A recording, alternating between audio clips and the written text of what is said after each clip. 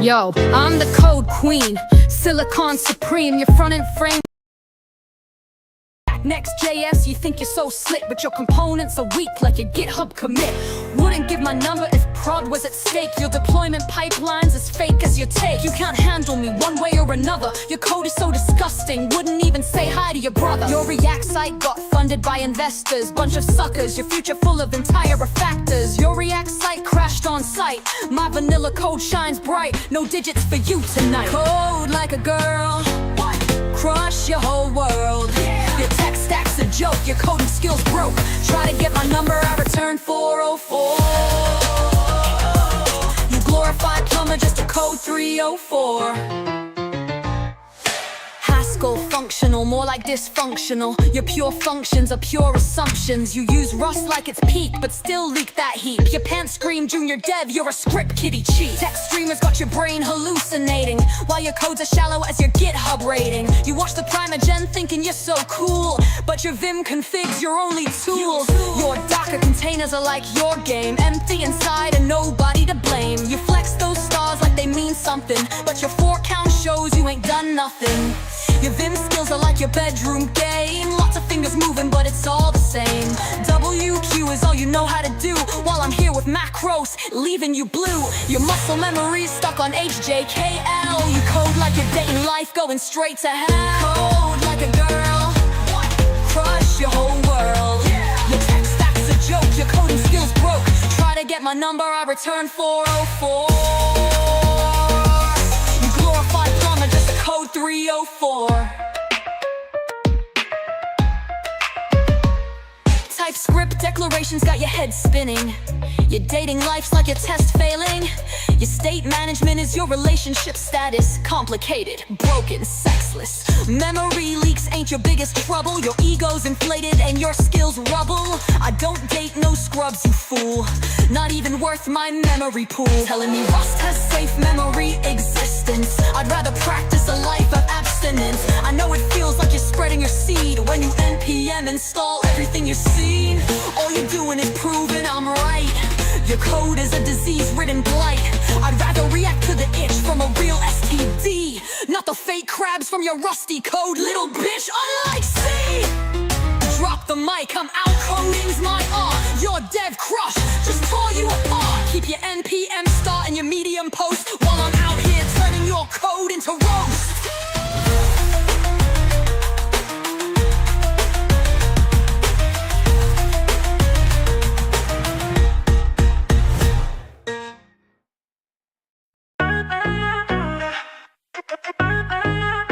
Yeah, pull up to the repo with that imperative bitch energy. These tech bros about to learn about efficiency. Stack Overflow rep don't impress me none. Your Medium articles make me wanna run. Got these nerds in my mentions talking about their code, but their GitHub commits looking mighty old. You flex with that functional programming flow, but your recursive logic moving way too slow. Got 99 problems and your React is one. Your state management's weak, hun, we're done. I'm that vandal bitch writing straight vanilla, while you over-engineer and trying to kill her. Simple problem with your 1,000 depths. Can't ship inside my prod, doesn't matter your test. Don't slide in my DMs with your Rust code. I see right through your try-hard mode. Yeah. Your Docker containers like your personality, empty inside, no functionality. You talk big game about your AI model, but your neural network's stuck in zero throttle. Trying to compensate with your big O notation, but your pants scream tiny baby O notation. You can keep your fancy frameworks, boo. I'm too busy making revenue. Your Kubernetes cluster's a mess like your game. Multiple instances, but they all the same. Talking about your blockchain NFT, but your wallet's empty. You can't fool me. Your code review's longer than your dating history. All these comments, but still a mystery. Think you're special with your GraphQL, but your query's hitting straight to hell. You fork my repo, trying to contribute, but your code's so basic, it's destitute. Got more red flags than your Git conflicts. Your deployment pipeline needs a fix. Bragging about your fancy architecture, but the inside of your pants say you're a bragger. Try to scale up, but you're scaling down, while I'm out here wearing the crown. I'm that bad bitch writing straight vanilla, while you over-engineer and trying to kill her. Simple problem with your 1,000 depths. Can't ship inside my prod, doesn't matter your test. Don't slide in my DMs with your Rust code.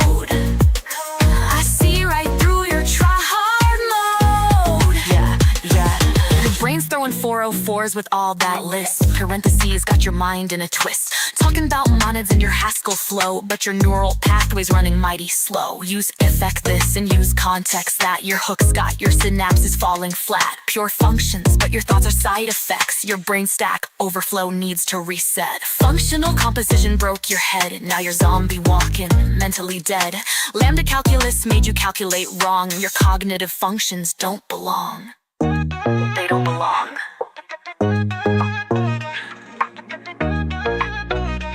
They don't belong. So keep your TypeScript and your hooks. I ain't impressed by how your code base looks. While you're debugging that memory leak, I'm counting stacks, staying unique. Imperative bitch code, no frameworks needed. Your pull request just got deleted. Mic drop.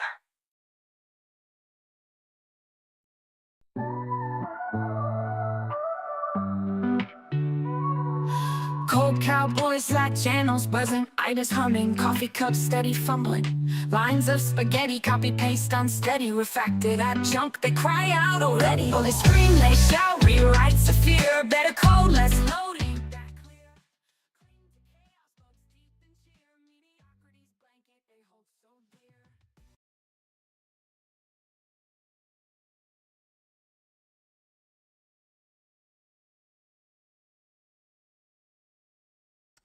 Sup everyone, good to see you, Pure.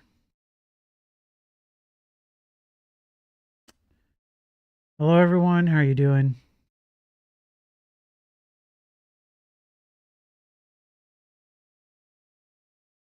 Welcome in, welcome in.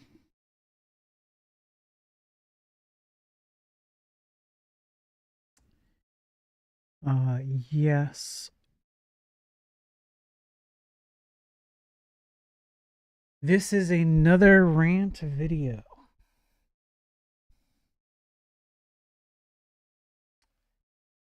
Nothing but a rant. So, I'll go over... Well, I'm going to try and turn this into a series of videos.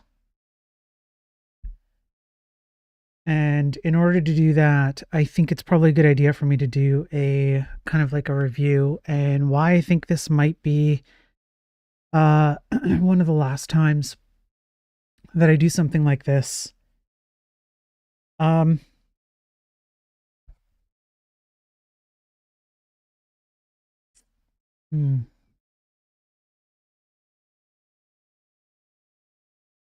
me think about this for a sec.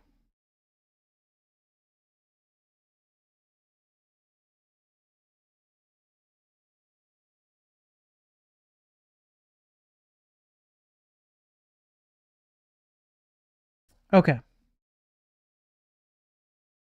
What's up here? Good to see you on the Twitch side. So everybody who's in here from the different platforms, TikTok and Twitch and YouTube and X and Rumble and all that and LinkedIn. Thanks for being here. Yeah,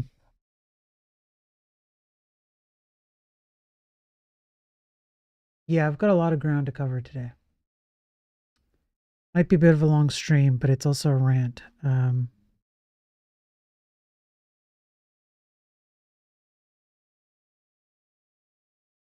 This might be the last one I do for a while.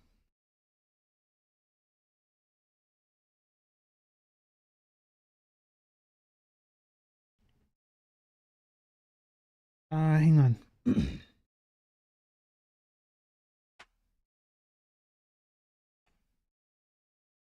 Okay.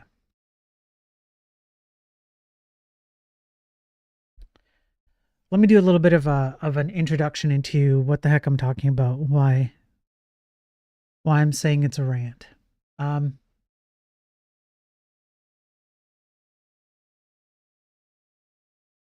to find the right words.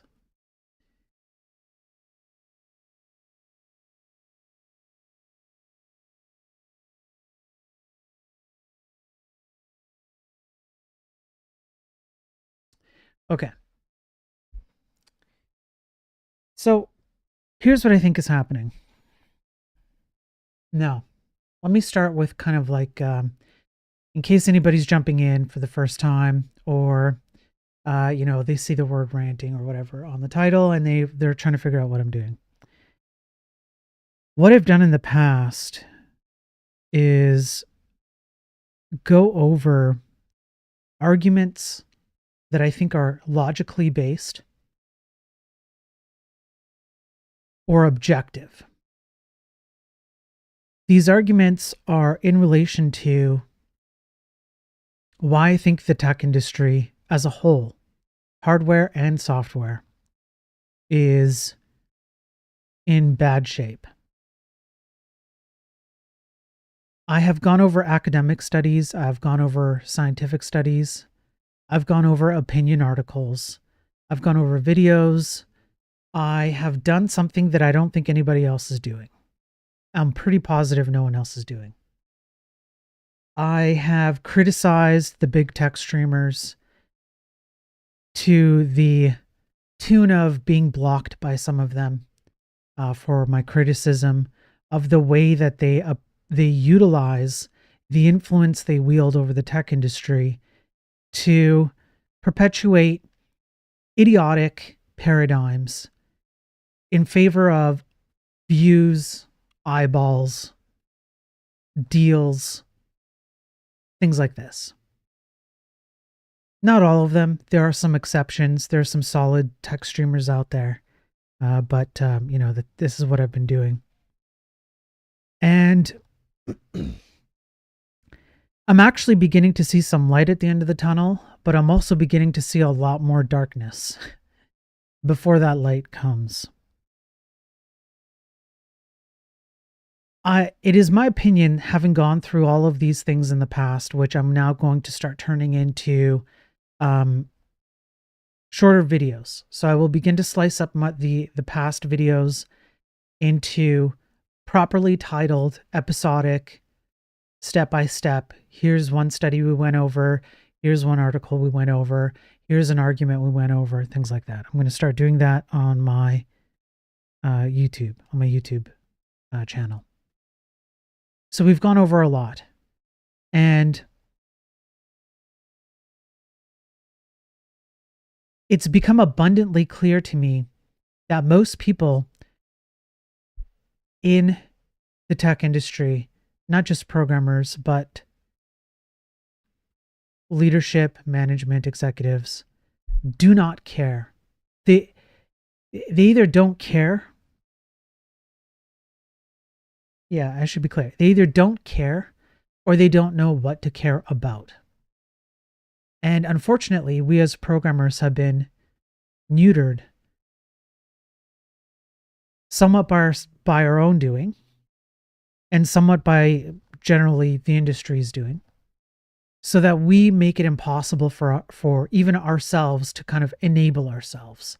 We've taken away the tools that we typically have to have conversations about what it is we need as programmers to be effective.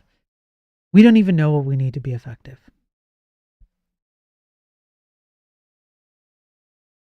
I don't see that changing anytime soon. So that's kind of the bad news, right? The good news is that I do see a tide shifting. And that shift is in the form of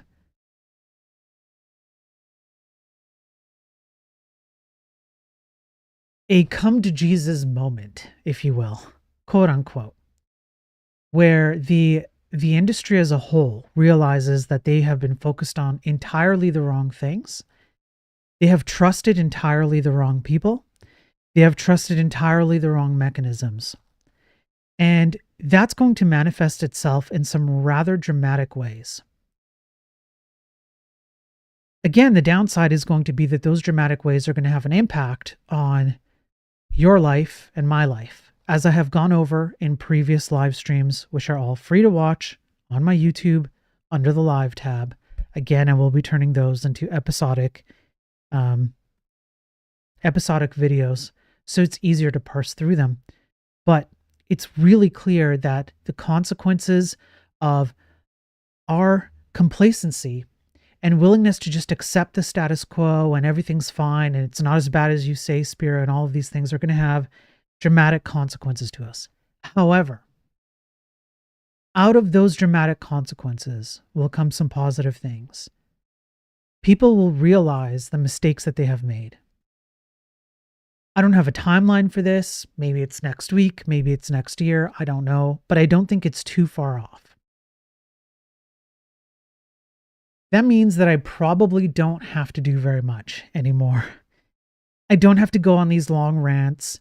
I don't have to do the things that nobody else seems to be willing to do, which is have the logical, objective, scientific, academic, programmatic,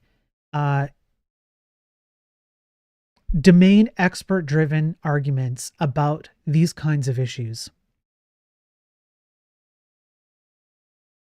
I can kind of just let things ride the way that they're going to ride. Let things go in the direction they're going to go.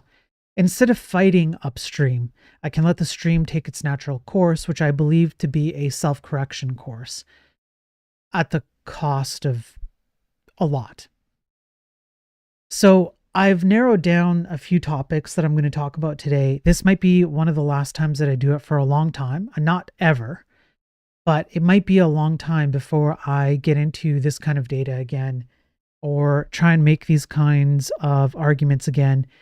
Moving forward, I might just focus more on just my video game, which is kind of a counter to the entire narrative of the industry, which is that you can't do anything because you're too stupid, and I'm trying to prove that that's not true. So the video game, I think, is still part and parcel of what I'm trying to argue for here.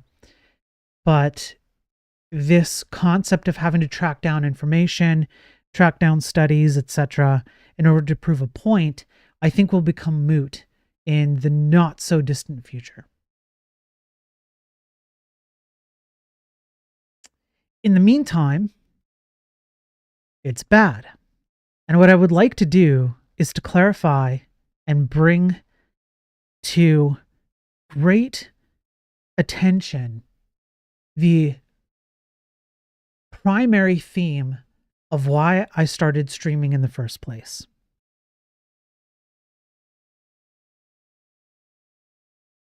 You, if you're a programmer in the industry, are being taught and dealt with, and those are two different things, but they go together, incorrectly.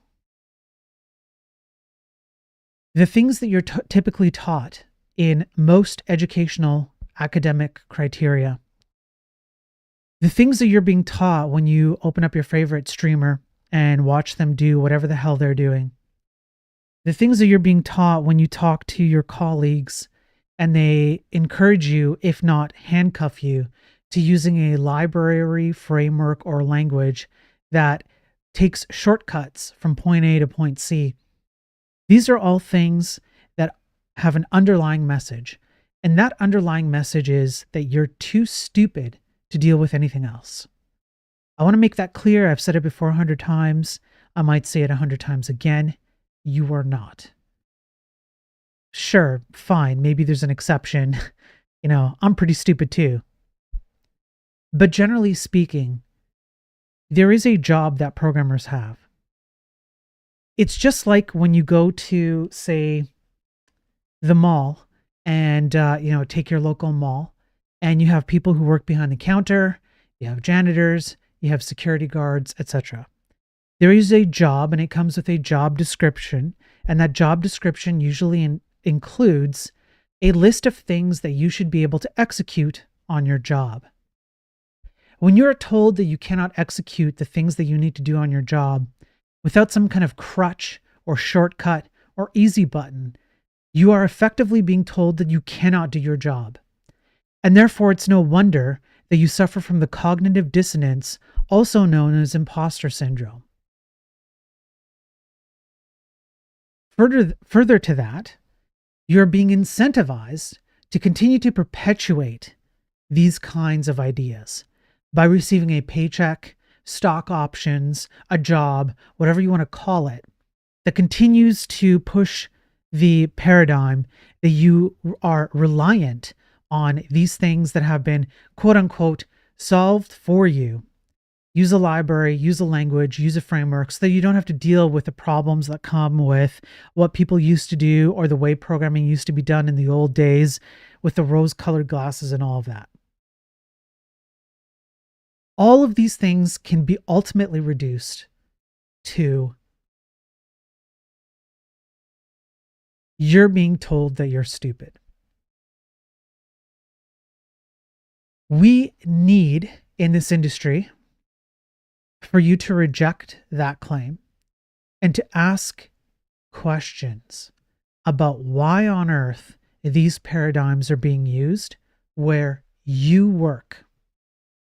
It is critically important, and this is why I'm stressing this, that you as a programmer, whether you are junior or senior, understand what questions are appropriate to ask in the confines of wherever it is you're working.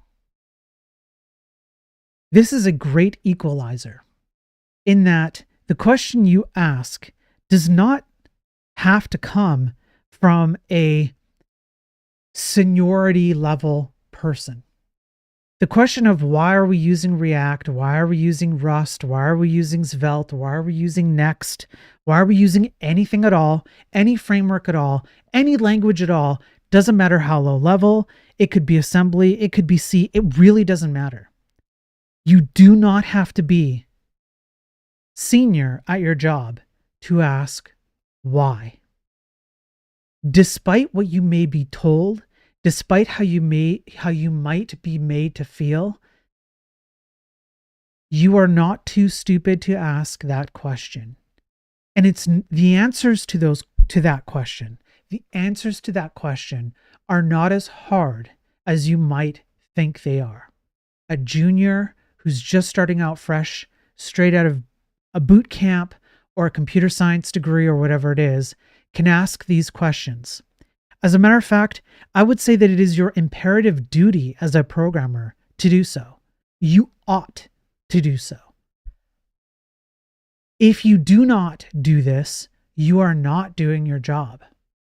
And what you have to remember is that every senior developer, every language, framework, library, every abstraction, every shortcut, everything started with someone who didn't know as much as you creating the thing that you now get to depend on. Everyone had to start somewhere, and it's probably where you're starting off right now.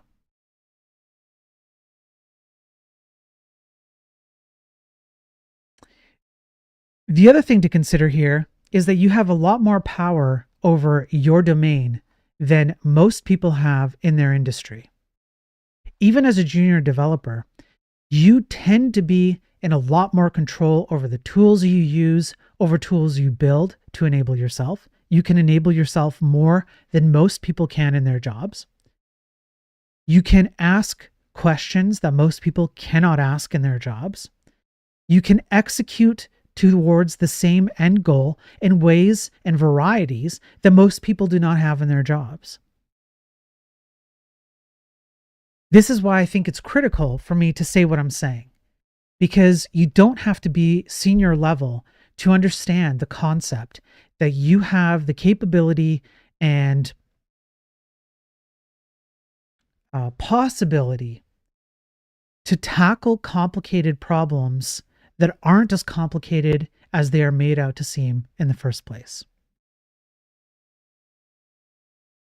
The reason why I say it's an imperative duty, so there's a logical entailment, right? So logically speaking, if you're a junior developer, and I make the argument that you should be able to ask questions like, why are we doing this? Why is this easier? Can you prove to me that this is easier? What is the logical reasoning behind this approach or that approach, etc.? If that is true, then it is also true that the same holds true for senior developers. If it holds true for a junior developer, then a senior developer should be able to ask the same questions. I find most often that they do not. I find most often that senior developers are actually far happier than junior developers to offload a bunch of work that they find mundane or simple or already solved so that they do not have to reinvent the wheel. In part, that's not always their fault. They might be under pressure from external factors like business requirements or timeline scrutiny or things like this. However, it is still imperative, just as much on senior developers to push back on that as it is on junior developers. There is a reason why it's imperative. There is a reason why I'm making an ought claim, a duty claim, a you should claim. Just like anybody else could make the claim that, for example, if there's somebody whose life could be saved by, say, you doing the Heimlich maneuver and you know how to do it, you ought to do it to save their life. That would be the appropriate action to take should you have the ability to do that, because therefore you save a life. It is your duty to try to do what you can to save life, preserve life, for example. So in the same principle, there is an ought claim I'm making. The ought claim being that it is your responsibility to make sure that you are bare minimum asking the questions, ideally able to answer in some informed manner the answer to those questions, and then make decisions. Maybe they lead up to the same place that they do right now, although I doubt they would, but that's a personal take. But even if they do, you should be able to make a far more informed claim as to why you're doing what you're doing. You ought to be able to do that. It is part of your job description as a programmer to be able to have that conversation, to be able to even know what questions to ask. And whether you are a junior, intermediate, or senior developer, these things are incumbent. They are duties that you have. This also means that you're then capable of talking to whatever external pressures you have to do something different or contrary to some educated decision you've come to, and tell that person or this group of people or this external factor why you should not do something or why you should do something. It is your job. It's your responsibility, same as it is mine. When I was starting out as a programmer, homeless, broke, working for free, nobody wanted to hire me because I didn't have any experience, guess what everybody expected of me? To have that level of ought or duty. They were hiring me for that level of experience, which I had to go and gain. They were hiring me to be able to understand what I was getting myself into, what are the right questions to ask, what are the right arguments to make, how can I make educated decisions based on what I'm hearing about business factors or other factors that are related to my work, etc., etc. That has always been and will always be a part of my job. I didn't get to escape that, and neither do you. That is a primary reason why I have gone over all the things that I have gone over to date, academically, scientifically, logically, objectively. This is why I argue so much against things like React or other types of frameworks, libraries, and languages that give you these easy buttons, because they're preferential.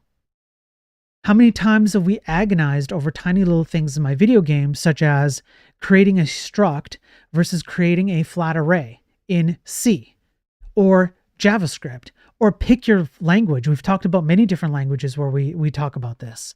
That's just one example. But the reason why we do that is because most people do what's called vibe-based programming, which is whatever makes you feel good, whatever makes you feel productive, whatever makes you feel like you're providing business value. Those are the key metrics. And I believe that I have proven without a shadow of a doubt that those metrics are pure and utter horse shit and do not have anything to do with your job, with the job description that you are being asked to do. You are not being paid to be comfortable. You're not being paid to push an easy button. You're not being paid to feel good about what you're coding. What you're being paid to do as a programmer, unless you're working on a personal project, is to execute on a goal. And the primary purpose of executing on that goal is to do so in the most performant and efficient manner you can. People think efficiency means I feel good, but I have proven time and time again that that's not the case. And I am about to prove it yet again.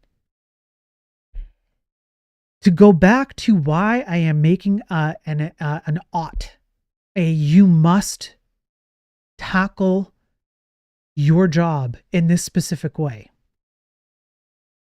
The consequences of vibes-based, preferential, my preferences, I feel good. It doesn't really matter how performant something is. Hardware masks it these days. Yada, yada, yada, yada. All these arguments. The consequences of that, I once again believe I have proven without a shadow of a doubt, and I will make a bold claim that I'm the only one on tech streaming anywhere that you can find who is making the logical, scientific, and academic arguments for why my statements are true. These things have consequences that we cannot even begin to fathom. We've gone over some of them. For example, cybersecurity vulnerabilities, the consequences of cybersecurity exploitation being the third largest economy in the world. We've gone over how things like TypeScript don't actually save you any time. They don't actually save you anything, pretty much, compared to vanilla JavaScript. We've gone over how Rust isn't as memory safe as it is marketed to be.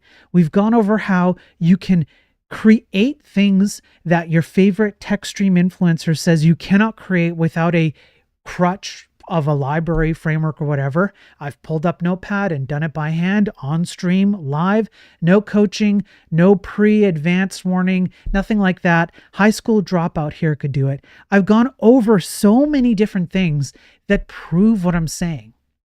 Nobody else is doing this. Mostly, I'm going to call a lot of people out right now, probably because they're too chicken shit of being exposed as the frauds that they are.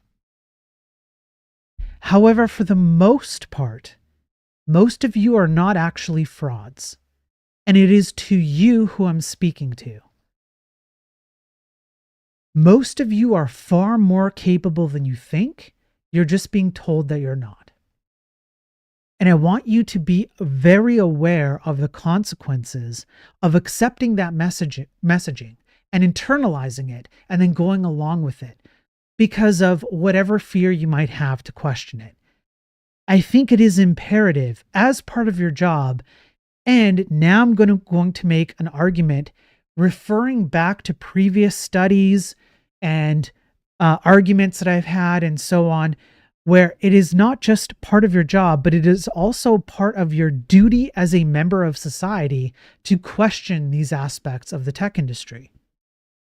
Because when you don't, what you accept are huge consequences to you and to your loved ones who may or most likely are not involved in the tech industry at all. The consequences of cybersecurity, for example, because you just npm install whatever comes with your Create React app or whatever it is you're doing, we have gone over the academic studies, the case studies of many cybersecurity vulnerabilities as a result of npm vulnerabilities and how they impact people's lives.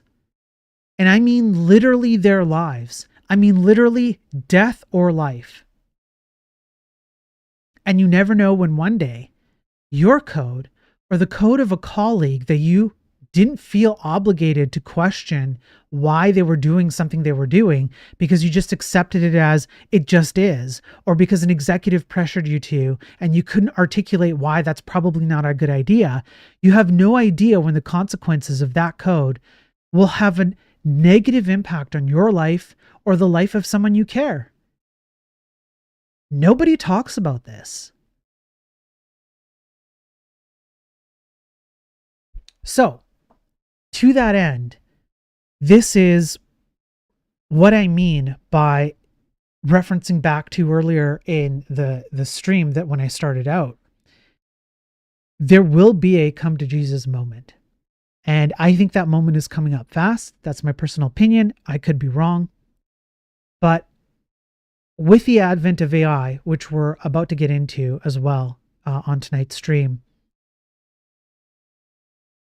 I think it has become abundantly clear to me, just to me, from what I've seen, and from the absolutely idiotic arguments that I have online on social media with people who defend their positions when I say something like we need to be doing better or React sucks, you shouldn't use it or whatever, and people defend it to the hilt, or AI or whatever.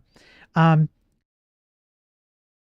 think it's become abundantly clear to me that there's going to be a wall, that it's going to be hit soon, and everyone's going to have to face the music. So I really don't have to fight very much. I just kind of have to sit back and do my thing and let things play out. It would be my preference that we didn't have to hit that wall. And so I'm making a call to all programmers, whether junior or senior, that it is your imperative duty to take your job seriously and unfortunately let go of your comfort zone.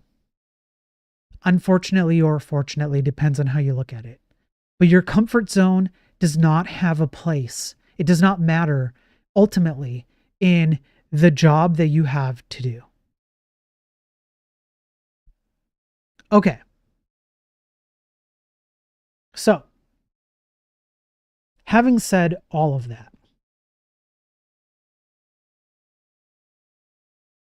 what are we going to get into today?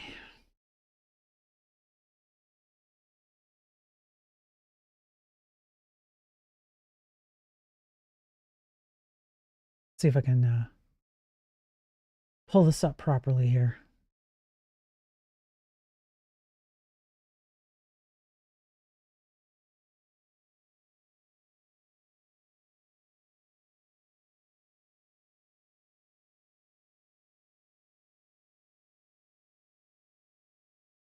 Okay. So I'll put the background on. Yeah, that looks good. All right.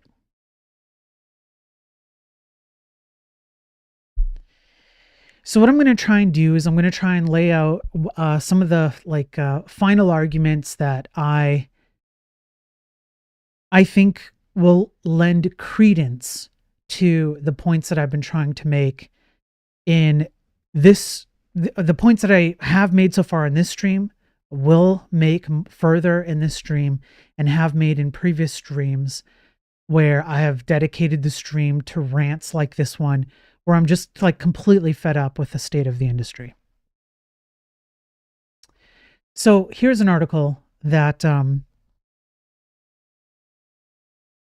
I thought we could start with, that covers a more serious consequence. We've gone over things like how software performance issues or security vulnerabilities have a real world impact on you and the people you care about. But let's think about like society as a whole, right? So if you live in the States, you have a vested interest in being safe, you know, in your own country, and having as much capability for, say, the army or the police or other groups that are determined to be in charge of your safety. You have a vested interest in ensuring that they have the maximum resources available to keep your safety at hand. This is not just true of the States. Obviously, any country you live in, you're going to want to be safe in that country. And so you're going to have an interest, at least for yourself, if not for the people you love, to ensure that the people who are responsible for your safety have the things they need to keep you safe. And when they do not, that is a problem. And I hate to break it to you, but if you're a programmer, you are directly responsible for the safety of at least some people in your circle. Let's narrow it down to maybe even just like your localized area. We've gone over this before, but let's tackle an article here. I'll read it out like we normally do. Unfortunately, these things get bogged down by reading and statistics and data.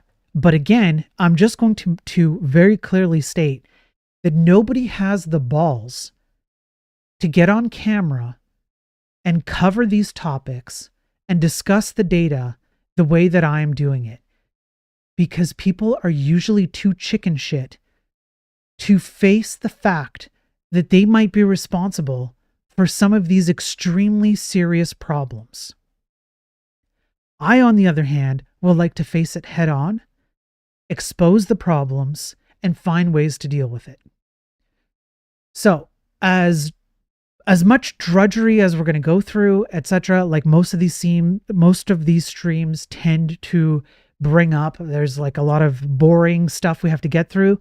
I will go through them nonetheless, because I feel it is my imperative duty to do so.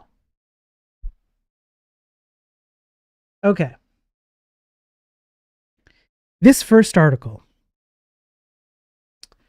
Machine Failing: How Systems Acquisition and Software Development Flaws Contribute to Military Accidents. So this was written around end of 2024, beginning of 2025 from the University of Texas at Austin. How does software contribute to military accidents? The stakes are high. During the Cold War, computerized early warning systems produced near-miss nuclear crises. In the future, military AI applications could fail with devastating consequences. To eliminate the causes of military accidents, existing studies apply normal accidents and high reliability organizations' theories. While these frameworks are helpful, they neglect the military's system acquisition process, which often outsources software development to contractors and limits input from military end users. Now, I can already hear the rebuttal, right? And the rebuttal here would be, wait, but this is talking about the way that the military reviews and accepts third-party software resources to introduce into their military systems. But you can note that there is a distinction here. It is often outsourced to contractors. Some of those contractors might be you, if not already.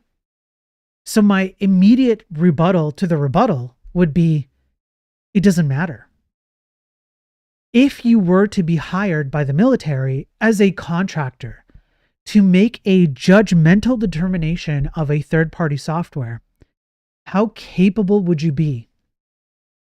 And if you're someone who lives in the easy button world, where your comfort and preferences and your vibes-based programming are the top of your, say, desired paradigm to solve, I'm going to argue that you are not very capable of making a good judgment value on what should be introduced into military software versus not.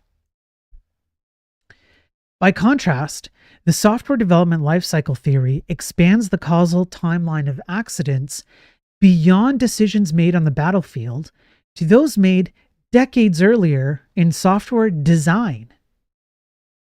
And I just want you to really drill in on the words. Like, the words here are important. First of all, there's a time-based factor, which is it is a ticking time bomb.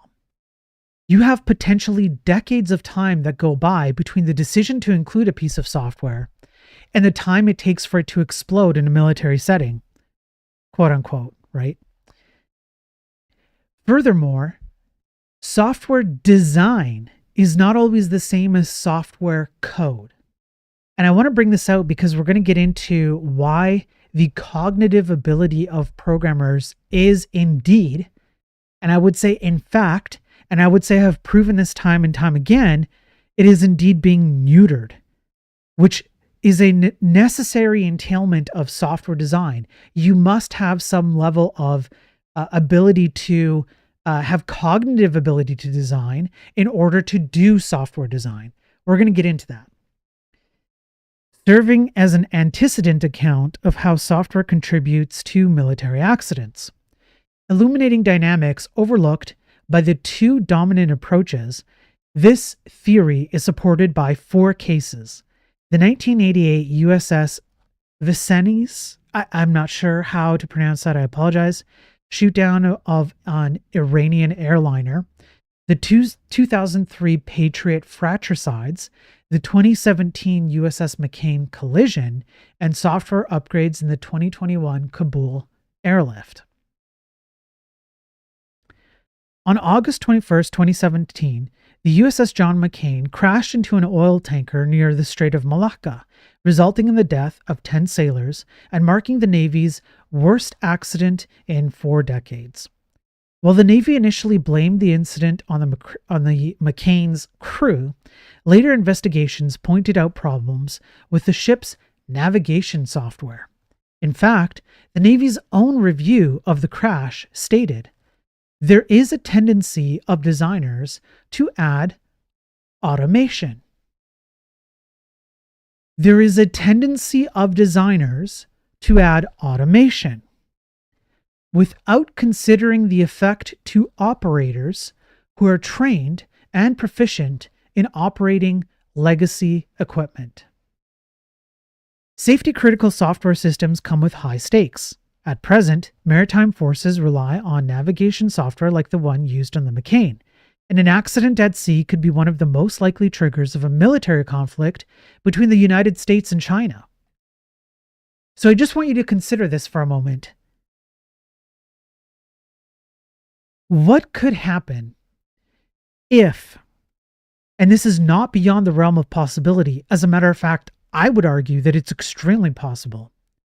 What would happen if you create a mission-critical React application that NPM installed a stupid NPM library with a huge vulnerability, causing a military accident which necessarily led to a global war?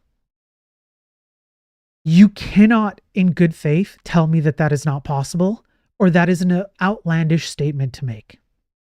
You would have to be the most naive, ridiculously idiotic person on the planet to think that there is zero possibility of that happening. During the Cold War, accidents involving computerized early warning systems produced numerous near-miss nuclear crises.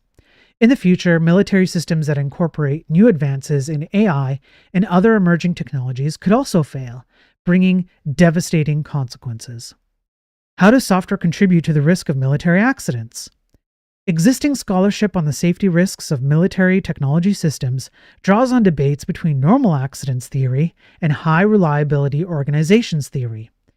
The normal accidents approach argues that the causes of accidents in highly complex and tightly coupled technological systems are deeply embedded in the systems themselves.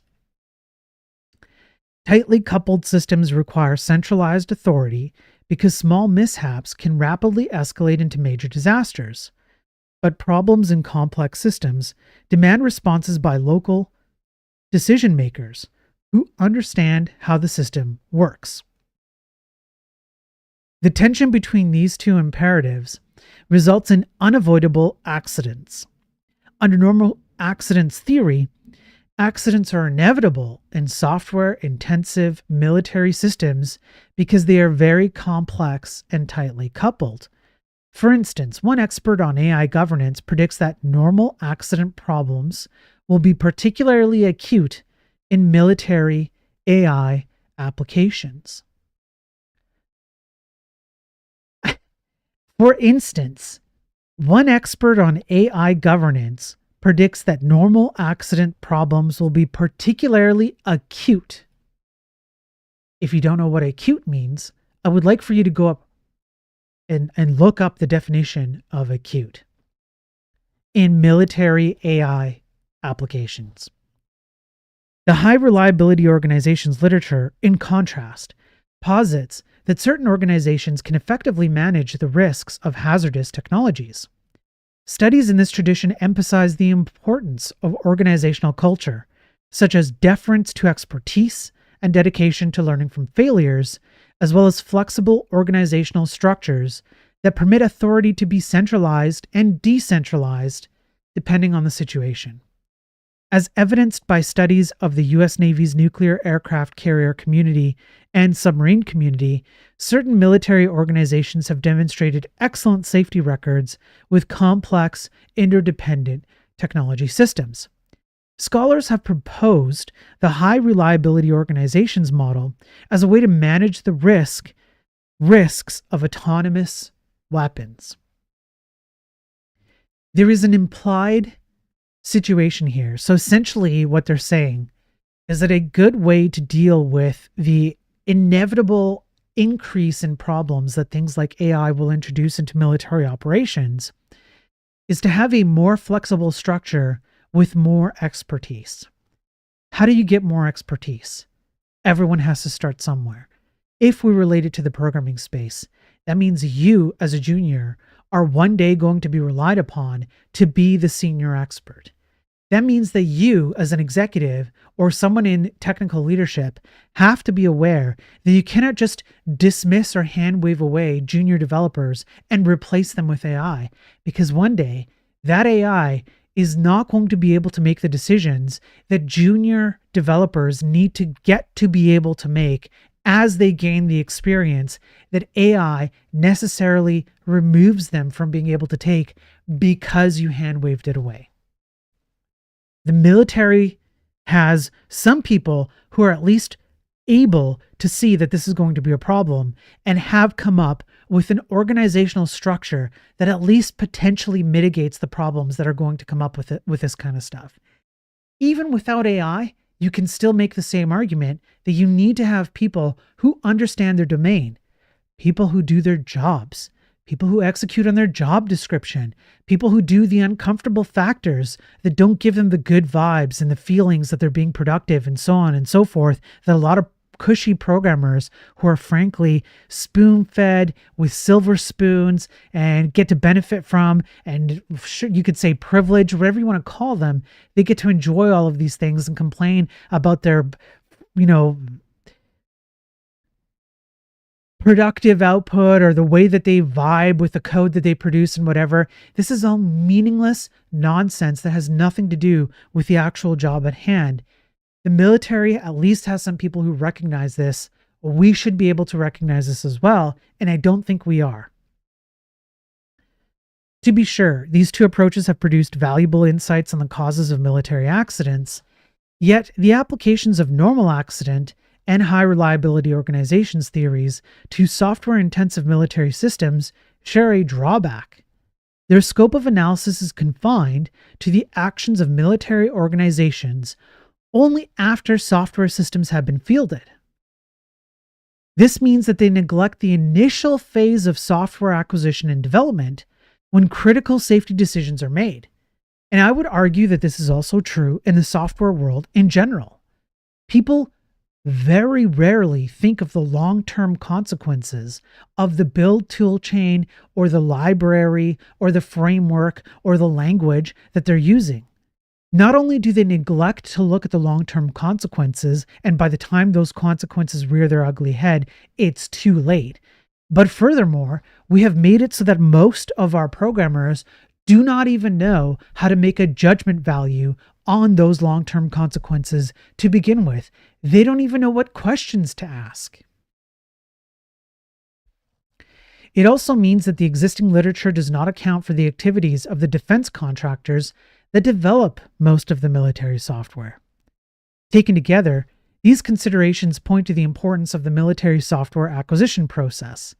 If this process limits feedback from military operators to end-stage testing and evaluation, for example, linear waterfall models, when it is too late to change fundamental systems designs, accidents are more likely. These acquisition pathways often yield confusing human-machine interfaces and limited adaptability to hidden vulnerabilities that emerge from operators using the system in the field.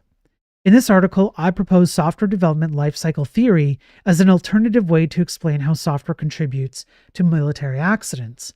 And you can make the same exact argument for, say, executive leadership or programmers or technical leadership, whereby they think in short-term stints, 1 to 3 years. Usually, serious consequences of software or programming decisions take in the sometimes decadal. And again, I have gone over the scientific and academic studies that show that a lot of vulnerabilities go purely unnoticed or unreported for up to a period of 10 years before they're even exploited, and then a further few years before they're patched. These things do not live in the span of 1 to 3 years. Get that sweet VC exit money, bro. I'm not going to be around for 3 years because I don't want to stick around for this company, or I don't think this company cares about me enough to keep me around for more than 3 years, or, insert any number of reasonings you have for this short-term, myopic, and frankly, dangerous viewpoint. So I'm going to take a moment and I'm going to call out all these people who think this short-sighted and myopically. You are fucking up my future. Fuck you. And you're not just fucking up my future, you're fucking up the future of my kids, my family, and yours. And if you don't give a shit about your short-sighted viewpoints on the tech industry and whether something will exist or function or behave appropriately or cause problems beyond a 1 to 3 year time frame, then you're a piece of shit. Get your head out of your ass and think about the long-term consequences. Now here's the positive side of this. You don't have to lose any amount of money. You can actually make more money by considering these things. And that goes from the bottom all the way to the top. Whether you're a junior programmer to an executive, if you take these things into consideration, if you account for the fact that you might want to keep programmers around for longer than a 1 to 3 year stint, if you want to consider the fact that your sweet Series A, Series B, seed round, whatever the hell it is, if you want to stick around further than that and make more money, then you probably should be focused on the outcomes of the quality of your software, not the number of features, not whether hardware can mask issues, not how fast you got to market. None of those things ultimately matter. And it's even more important if you actually care about yourself, your family, and the people around you.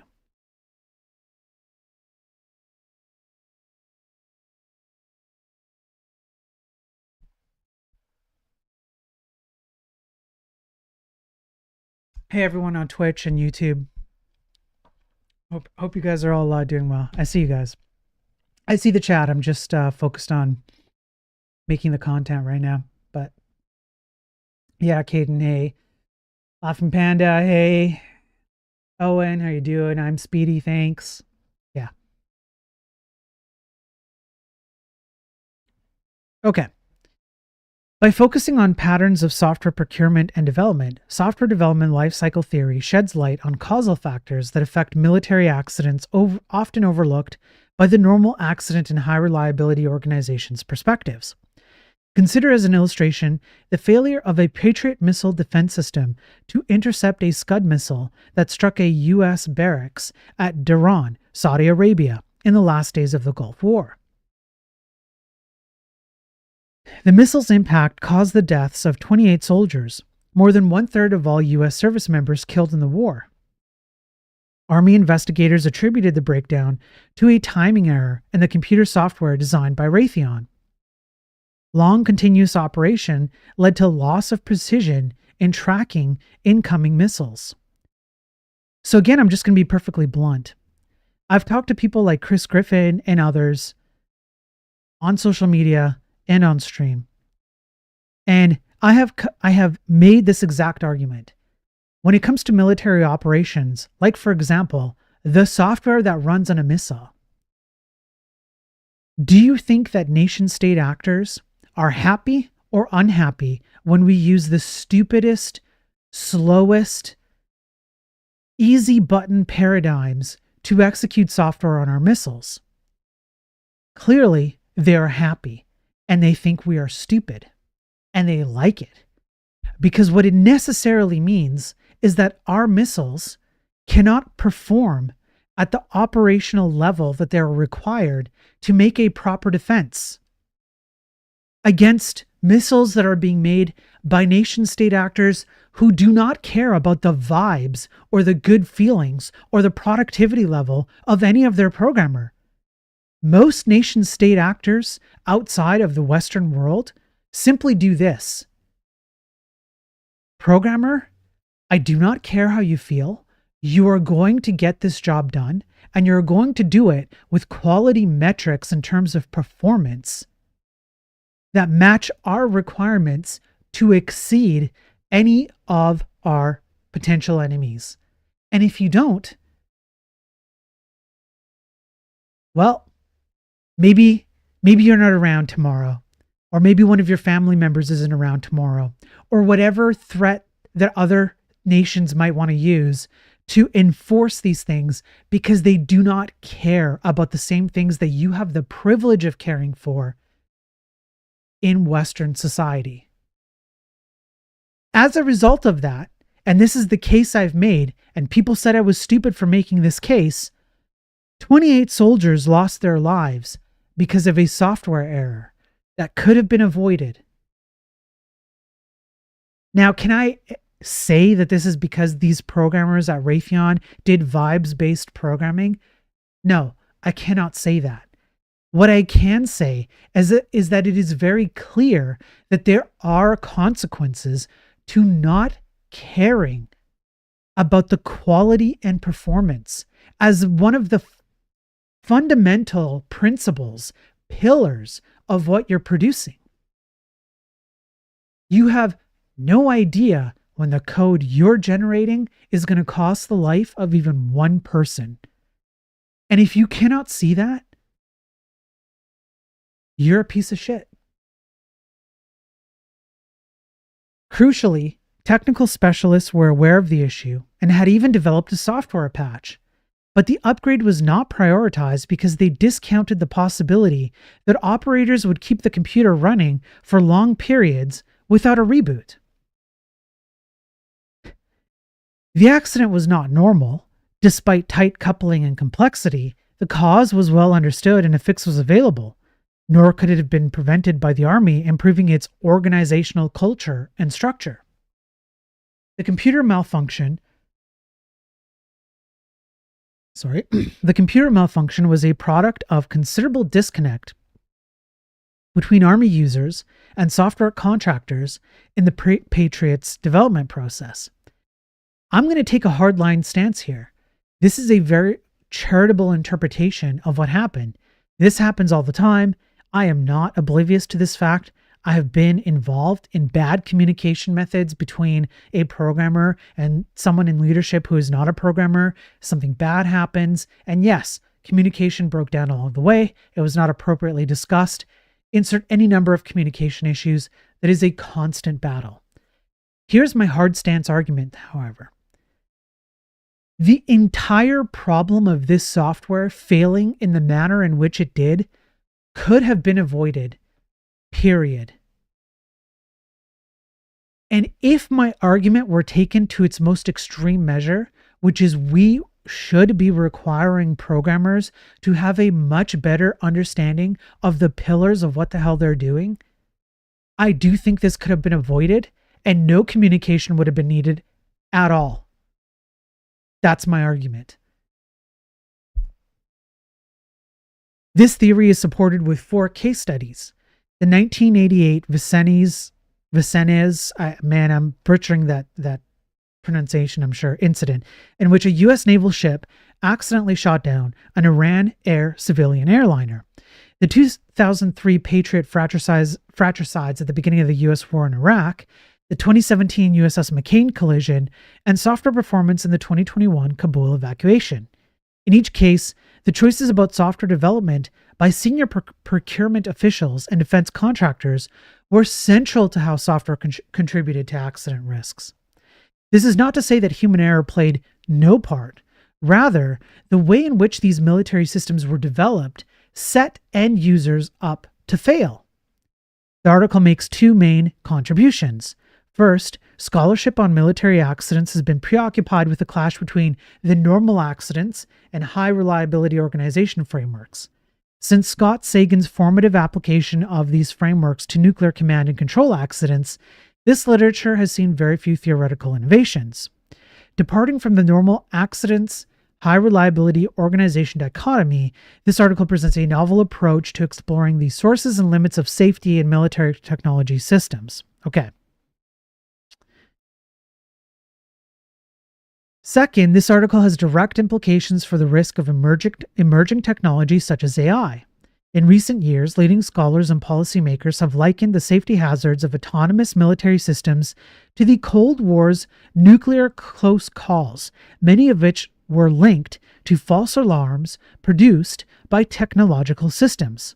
For example, Michael C. Horowitz, a University of Pennsylvania professor who serves as the director of the Department of Defense's Office of Emerging Capabilities Policy, re-examined the Cuban Missile Crisis with autonomous naval ships in the mix, giving significant attention to the accident risks of uncontrollable systems. These analyses appropriately highlight specific features of AI-enabled military applications, such as enhanced levels of autonomy, but they gloss over the simple fact that these applications will be implemented as software programs. So you have a dual issue here, which is you have, on the one hand, you already have existing problems with non-AI pieces of software, and now you introduce uncontrollable or far less controllable pieces of software in the form of AI with the same problems continuing to exist. While AI will bring novel risks, learning from past software-intensive military systems should serve as a foundation for comprehending the risks of military AI applications. Okay, what is the software development lifecycle? How does it affect military accidents? Typically, a software failure is defined as the inability of code to meet performance requirements. When post-accident investigations assign blame to the crew by noting that software systems performed flawlessly, as was the case with the Navy's report on the McCain crash, they rely on this narrow definition of software failure. In contrast, the normal accidents and high reliability theories emphasize that software can contribute to accidents even when it performs how it is supposed to, by influencing the connected structures and organizations tasked with managing hazardous technologies. These two prevailing organizational theories of safety and technological systems, therefore, offer a broader conception of software failure in military accidents.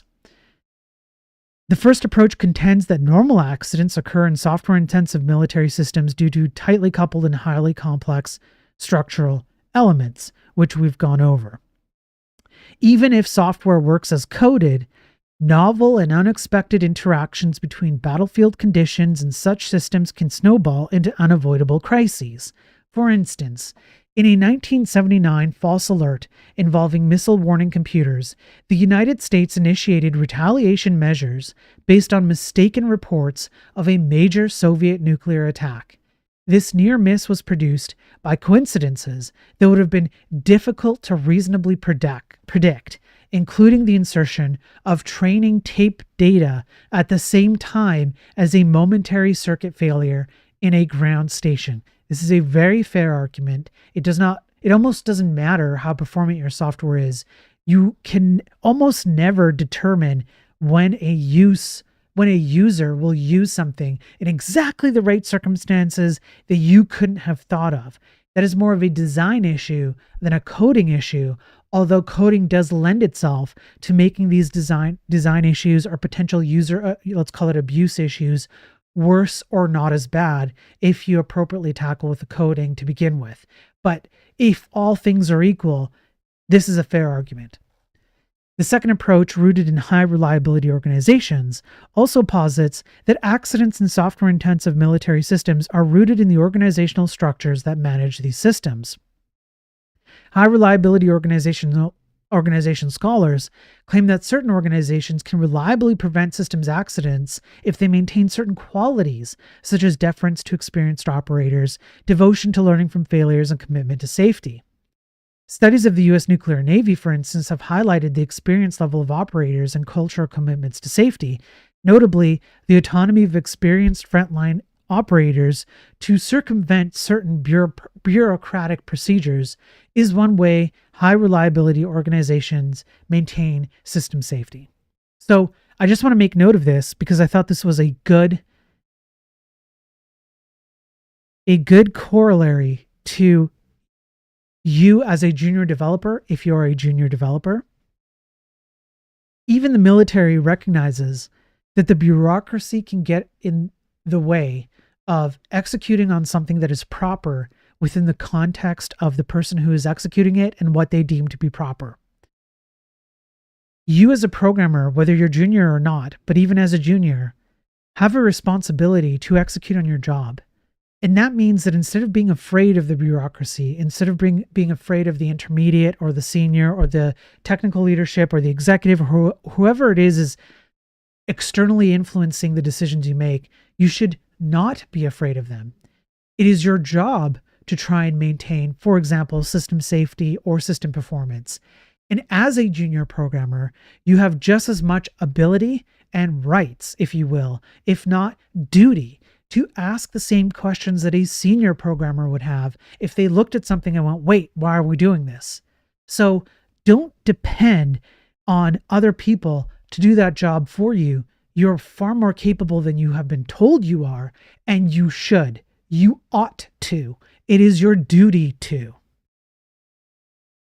While these two schools of thought are helpful for understanding how software affects military accidents, their focus is on unpredictable interactions or operator inadequacies that trip up software systems after they are in operation. Less attention is paid to the system acquisition and development phases before militaries even field these technologies. Yet, software safety specialists have identified that the bulk of safety-critical decisions are made during the initial phase of software design and requirement specification. Based on one study of military aviation mishaps, the concept development step accounts for 70 to 90% of safety-relevant decisions. I'm going to expand this argument further. If it is true of military, then it is true of any industry, including haphazard industries that you might be working in. Your decision of, hey, let's just use React because it's what everybody uses. Hey, let's just use XYZ. Does not matter what it is. Let's just use it because labor is cheap. It's easy. My vibes, AI, big companies are doing it. Look at the success of so-and-so. Look at our competitors. Look at this, the group of people that we have who, like, all of these things are basically rooted in short-sighted viewpoints. It is extremely important. No, it is incumbent. It is your duty to take the time up front to make judgment values on what the hell you're doing and why. Unfortunately, we are lacking vastly in people who can make these value judgments up front. So we are stuck with people who don't have the ability to make these value judgments, therefore proceed with whatever is expedient, vibes-based, etc., for a number of other reasons, mostly psychological, mostly because they're babies. And the long-term consequences, most of them never have to deal with it because they've escaped the space to begin with by the time these things rear their ugly head. However, when it comes to something like the military or police or the things that operate in your day-to-day world for a long period of time and have a consequence on you or your loved ones, you don't get to escape it.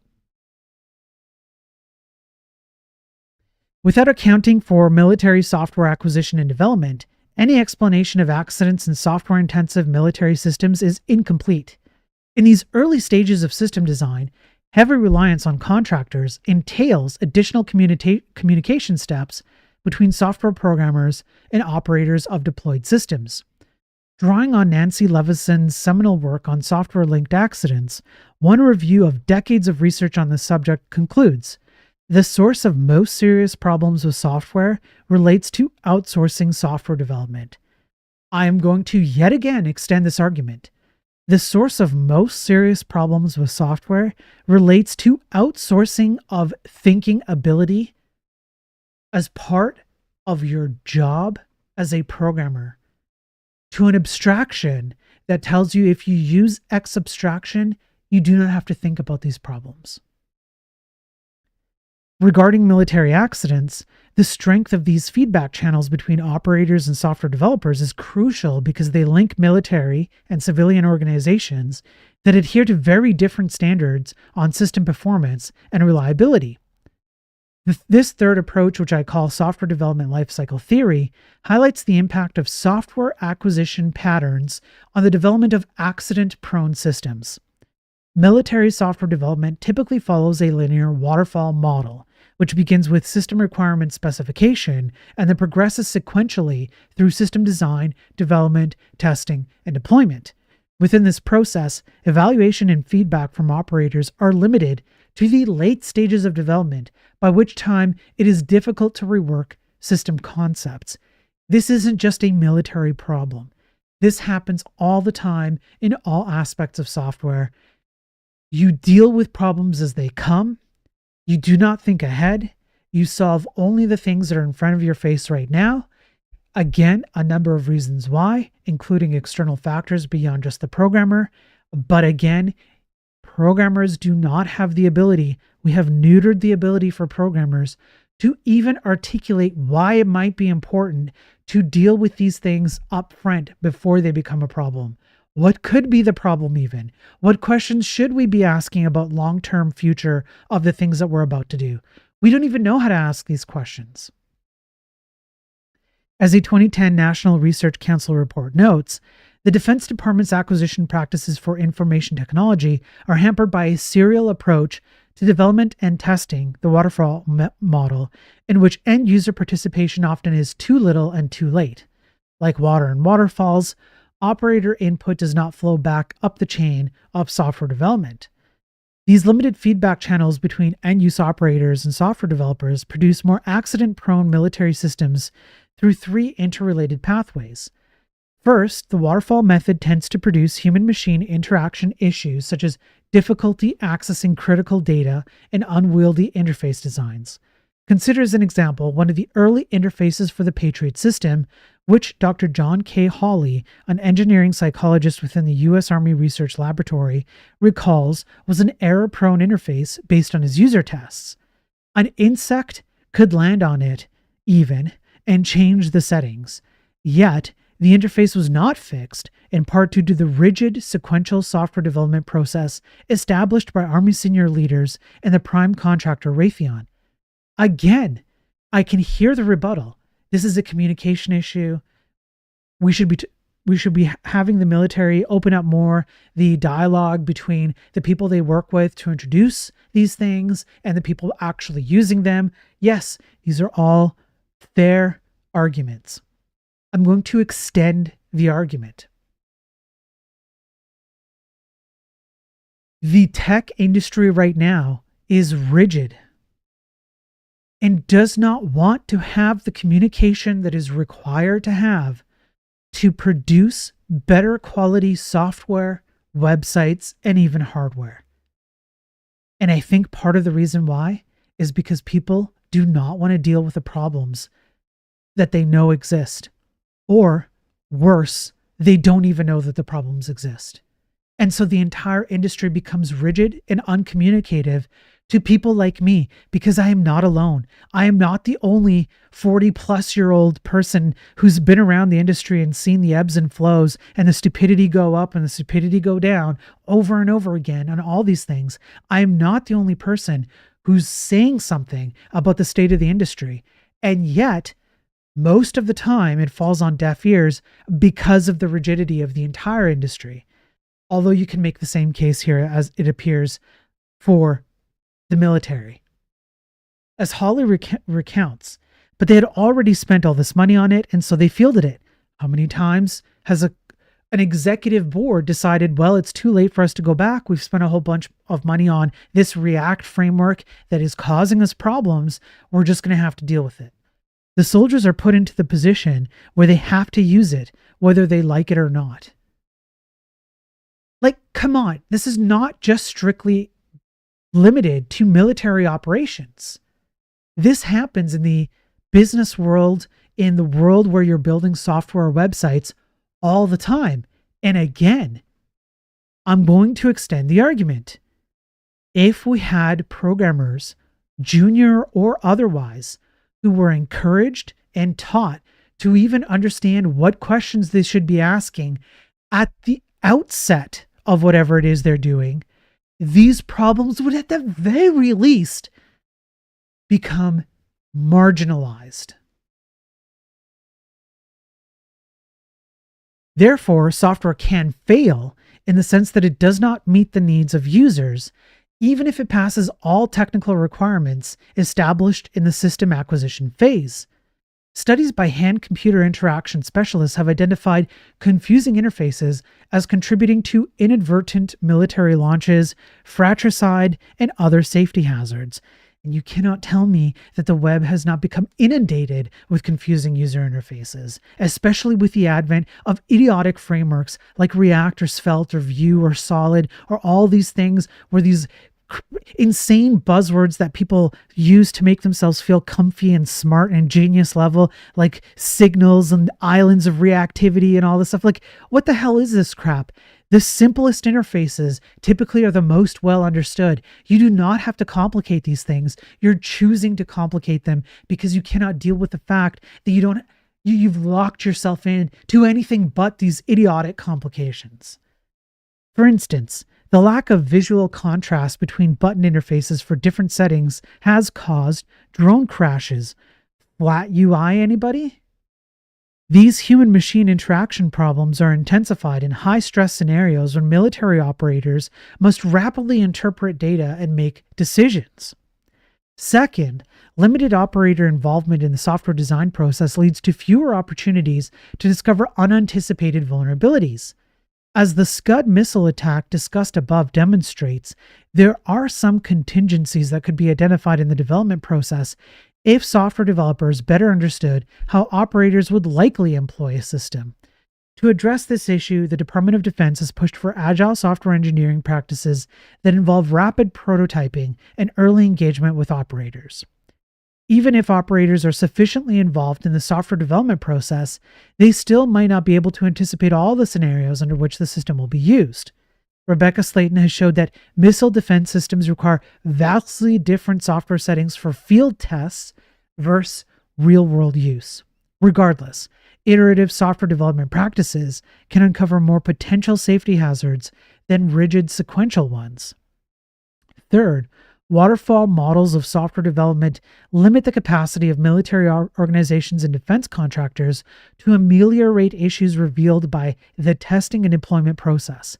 Unlike the hidden vulnerabilities issue discussed above, these safety risks are known. However, they remain unresolved because at this phase of the software development lifecycle, when end-use operators point out hazards, it is too late, costly, and difficult to rework system designs. As one expert on human-machine integration in military systems notes, by that time, most degrees of freedom for concept reevaluation or design changes have been lost.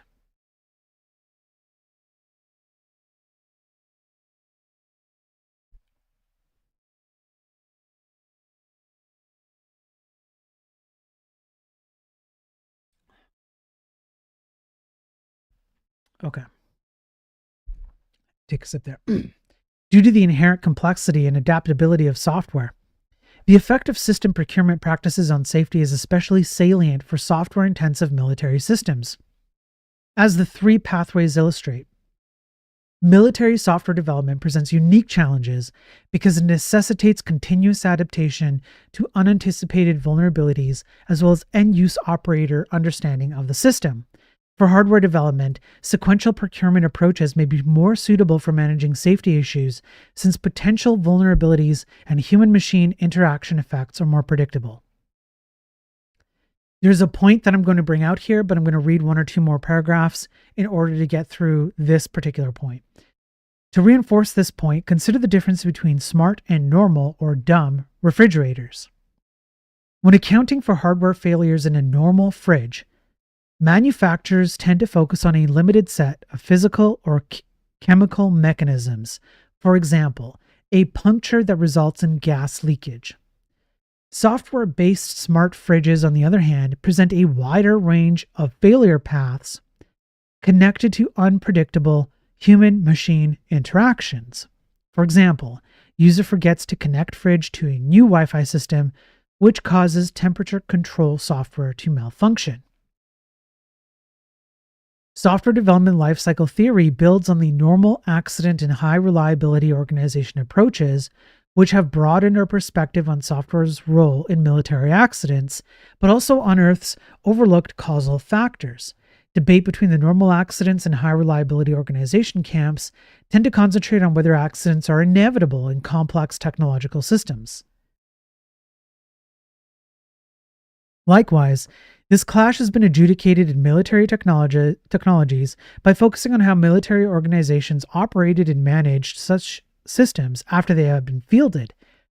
Software development lifecycle theory brings the causal timeline of military accidents back to the initial phases of software design and requirement specs. Okay. Now, you can absolutely make a fair case for something like, well, a rigid waterfall approach where you do not account for user interactions before you get locked into a specific design paradigm of your software is inevitably down the road going to lead to issues. Yes, I agree. Therefore, let me extend this argument. Why on earth, then, if that is true, would you lock yourself in to a library, language, or framework based almost purely on vibes-based, productivity-based arguments? Especially when these frameworks have a decadal historical precedence of locking you in to the point where a simple one version upgrade from version 17 to 18, from version 18 to 19, necessarily dictates that you cannot move to the next version without an insanely serious lift most people cannot afford to take. You are handcuffing yourself such that you're locked in to an external factor that does not give a shit about the problems you're going to face or the problems your users are going to face. So by the time a problem pops up and somebody says, wait, even if we have a high degree of communication and everything's communicating really nicely and we're flowing and problems are being brought up and you're tackling them, at some point you are locked into this system. This system will change and that system does not care about the problems you have to face. It just doesn't. That system cares about the problems inherent to the system. These two things are not the same. System inherent problems, user inherent problems as part of the system you built on top of an original third-party system are not the same thing. Sometimes there's an overlap. Sometimes you get a thing fixed. Hey, that's great. Usually you don't. Do you even have the ability to understand what that problem might be? Can you articulate it? Can you talk about it? Do you know what questions to ask to potentially see down the road and determine whether you might be inadvertently handcuffing yourself to a bad situation? Again, I would argue most programmers have been neutered such that they cannot even fathom what that might look like to even begin to approach that problem before they write a line of code. That is fundamentally a much bigger issue than the code being produced, in my opinion, because there is, again, a logical entailment that if you do know how to ask those questions, you do know how to communicate those topics, then you are probably going to write more effective code that I and many others like me would prefer to see in the industry. Now, the rest of the article kind of breaks down further aspects of the approach that the author wants to take. So there are two initial aspects that are currently thought of as like the de facto way to determine why there might be software issues in military operations. The author is proposing a third and going over mechanisms and empirical data and case studies like we discussed as to why these problems present themselves. So they go over some evidence as to, well, is the theory of why these problems present themselves in military aspects even true? And there are some key points that I want to bring out. So, for example, when going into some of the case studies, here's one example of something that kind of correlates to the problem that the author is trying to describe. Paul Scher, I believe, for example, writes, "The causes behind the Patriot fratricides illustrate how normal accidents also can occur in military systems. This test's generalizability is enhanced because these cases also differ in many ways, including their operational context, level of complexity, the defense contractor involved, type of safety hazard, as well as other relevant military organizations." So he's essentially describing that just like in the programming world in general, military and just your regular programming job are not excluded from external factors having an impact on things that go wrong, software that goes wrong, even if you write really high quality code. My argument again is extended. We do not write high quality code. My argument is that most of the programming space is encouraged to not write high quality code, which simply further exacerbates existing issues on top of creating further issues as a result of not being able to create quality code. I would like to see that changed.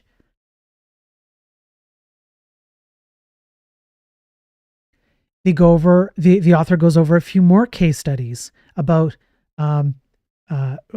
what happened in official investigations in other military accidents and specifics on like the software and like how the software played a factor in the things that went wrong. Let me see if I can find.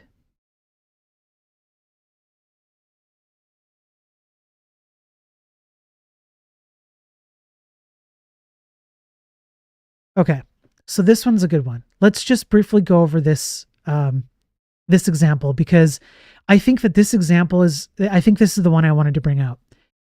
If you just replace the military nomenclature of the example with just your standard, I work at a company, I'm building a website, I'm building some kind of software, I'm doing XYZ, normal day-to-day stuff that most people go through, you can see how a lot of the nomenclature or terminology can be easily swapped out with something you might do.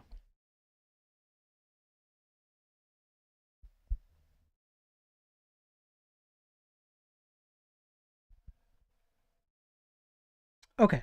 On July 3rd, 1988, the USS Vincennes,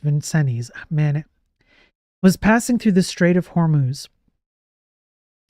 Again, I'm butchering that pronunciation.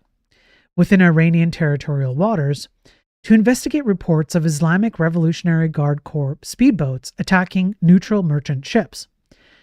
The Vincennes, I'm doubling down in the pronunciation, boasted an Aegis system, a highly sophisticated combat information center that automated functions such as target classification and target weapon pairing. I just want to reread that for emphasis. A highly sophisticated combat information center that automated functions such as target classification and target weapon pairing. That morning, radar operators in the Vincennes misidentified an Iranian passenger airliner as an Iranian F-14 Tomcat. So it's like a commercial, essentially, plane for a battle plane, to put it short. And the U.S. warship fired 2 surface-to-air missiles at Iran Air Flight 655, killing all 290 civilians on board. Before the July 2014 MH17 shootdown over Ukraine, it stood as the deadliest civilian airliner shootdown in history. How does a billion-dollar warship equipped with state-of-the-art software for tracking and classifying aircraft end up shooting down a civilian passenger plane? The official investigation, known as the Fogarty Report, revealed that the ship's Aegis system supplied accurate data to the Vincennes crew. The Aegis provided altitude information that the plane was ascending, like a commercial plane, not descending, like a hostile military plane. The crew, however, reported that the aircraft was descending as it approached the ship. There is much to be mined from the high-stakes calls made in these critical minutes, and the ensuing investigations and congressional hearings identified human error, including stress and psychological issues, as the primary cause. Fair enough. Yet, it is equally, if not more valuable, to trace problems with the Aegis further back to the decisions made about software design in the initial procurement phase. This would also cast attention on the companies that built the system, namely the RCA Corporation, which was awarded the prime contract for the Aegis in 1969.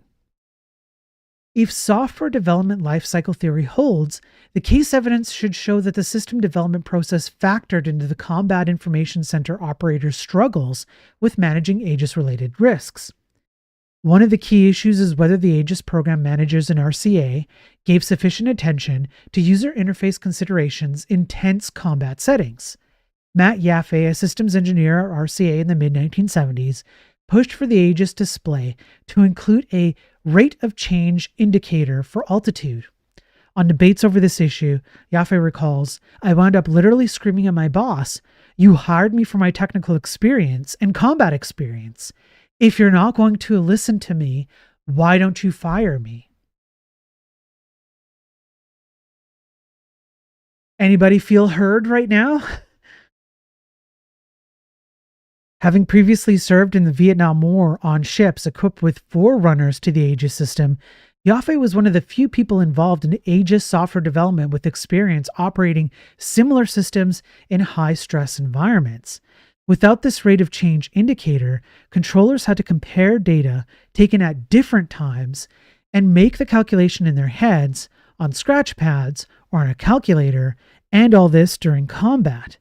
This increased the likelihood of misreading whether a ship was descending or ascending. These issues could be traced back to the extent, timing, and influence of feedback from military operators to software contractors in the system development process. The Aegis system was developed based on the Department of Defense's 1679A software standard, which heavily relied on the waterfall model and even restricted the ability of designers and users to collaborate and reverse initial specifications.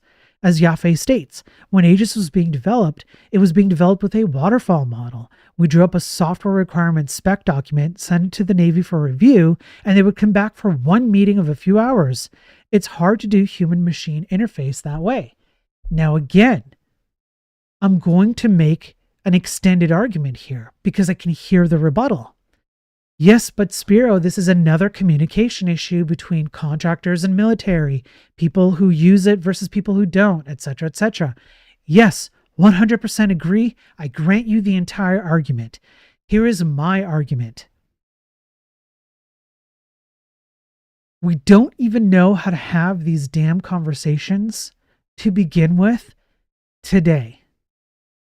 Even if you had a magic button that would solve all communication problems in terms of removing any barriers to communication, whether it's something as simple as a basic website for a shopping like e-commerce system or a military industrial system, doesn't matter, magic button, remove the communication barrier. The amount of people who exist on this planet as programmers who have been encouraged, have had the opportunity, have been given the leeway that they need to become say, exercised and well versed in the job that they're supposed to be doing is few and far between, far fewer than it ever has been before. That is my argument. So even if you could remove the communication barrier, you would still have problems like this, because even if it could be communicated that there is an interface design issue, you still have long-term problems that you're not resolving up front. You're still going to have problems down the road that even if you have high levels of communication, you're probably not going to discover until farther down the road when it's too late to make the appropriate changes. And that's even if you have people who know how to tackle those changes when they need to be made to begin with.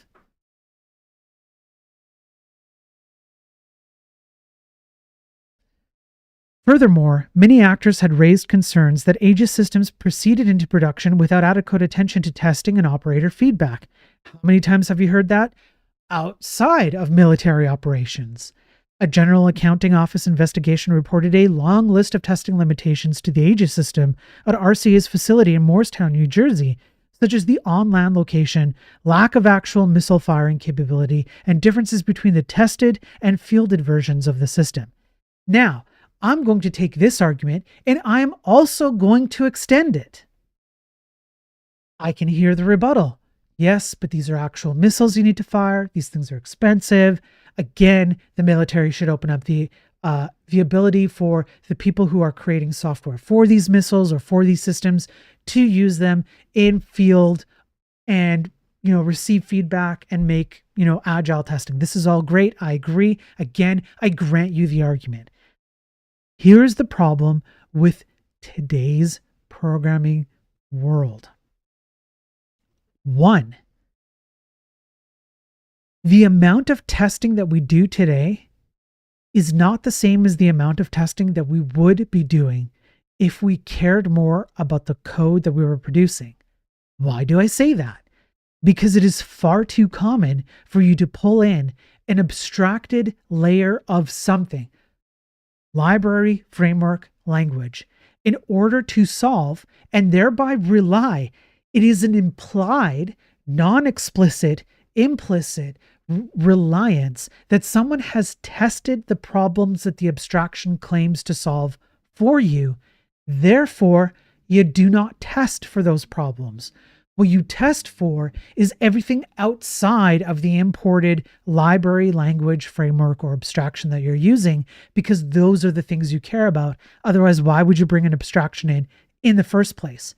So I would argue that fundamentally, we actually test for far fewer things than we ever have before, because we rely on the abstraction to have tested a problem and solve the problem. The realism of those tests have also been questioned. The test ranges were set up such that threats would only come from a predictable area. Moreover, certain events, such as aircraft leaving the immediate test area, tipped off crews that a test event would soon occur. Together, these conditions allowed crews to deduce the general direction, timing, and type of the test threats.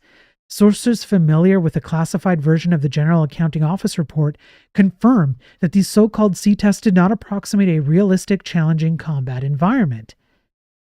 I am going to once again extend the argument. But Spiro, then the military should allow for better testing, be more stringent, etc., etc., etc. Great. Again, I grant you this argument. You are right. We both agree. The problem today is that we do not have people who are able to articulate the problem with testing software on the field. They don't even know how to begin to ask the question of how would you even test this in a real world scenario? How would I raise this problem? How would I think ahead beyond the 1 to 3 years that I'm going to be around in this company, or the 1 to 3 years that I'm going to keep hiring this person as a programmer, or the 1 to 3 years before we sell the company to a bigger company? We all make our money right off into the sunset. Then it's the bigger company's problem. You have these short myopic views that, again, even if you are aware of these problems and you want to tackle them, we have unfortunately neutered the people in our industry so that we cannot even begin to approach the problems in a well-versed way. We no longer have the experts who are capable of dealing with this. That is the underpinning argument of what I'm trying to present here.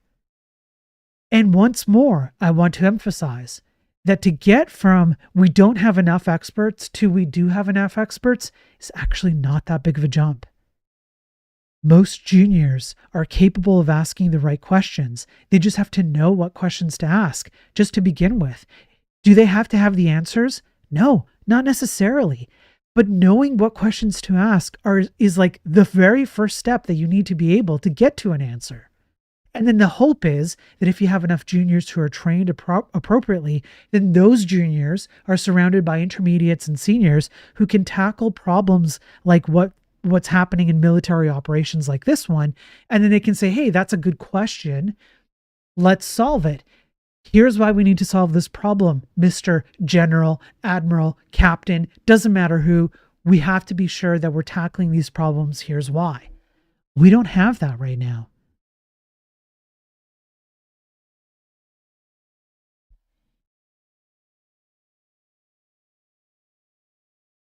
Okay, so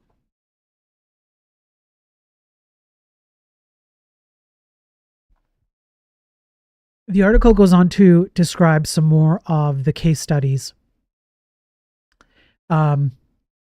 including the Patriot friendly fire incident.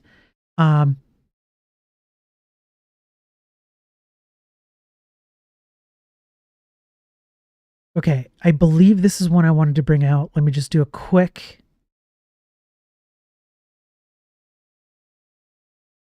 No, I don't think it was this one.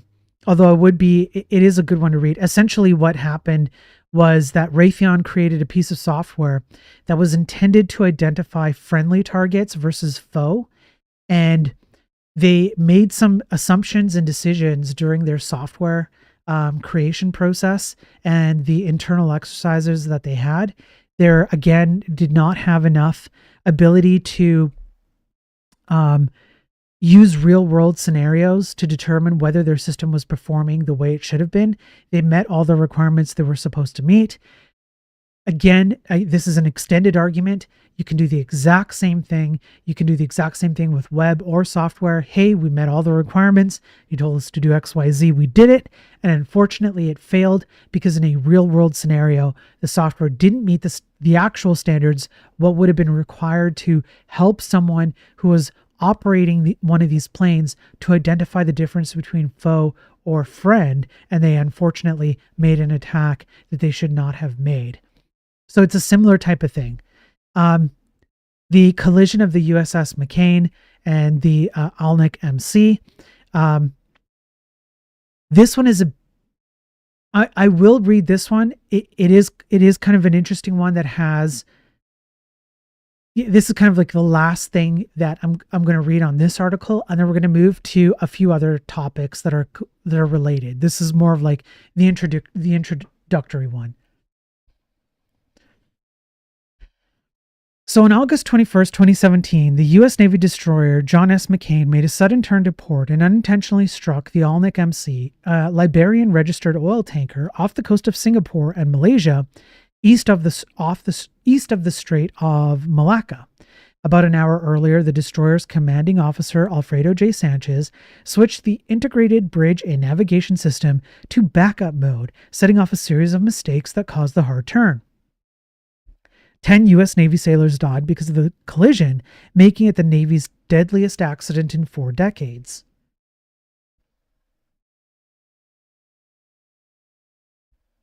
A number of investigations into the collision pointed to design flaws in the McCain's navigation system as playing a major role in the accident. First, in its backup mode, the system allowed crew from different parts of the ship to take charge of steering, which led to confusion over which station had thrust control for different propellers. Second, for steering commands, the system only provided touchscreen controls as opposed to mechanical throttles that gave more tactile feedback to operators.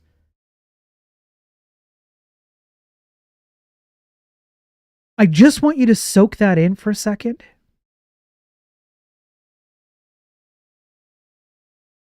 You know what? I'm just going to repeat the sentence. Second, for steering commands, the system only provided touch screen controls as opposed to mechanical throttles that give more tactile feedback to operators.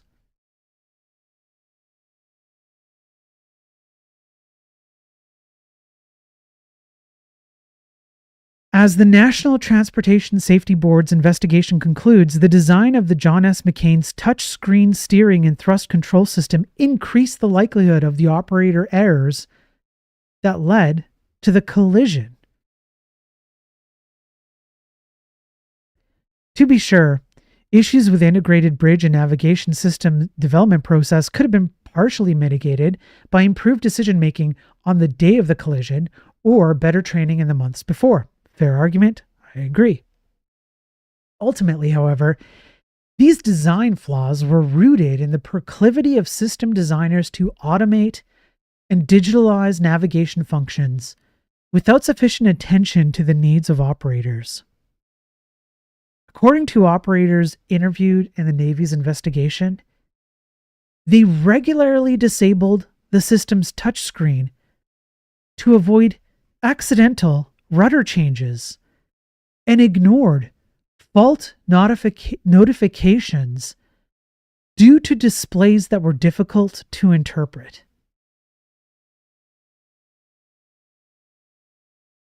I just want to read that one more time. According to operators interviewed in the Navy's investigation, they regularly disabled the system's touchscreen to avoid accidental rudder changes and ignored fault notifications due to displays that were difficult to interpret. I am going to extend this argument once more. Is anybody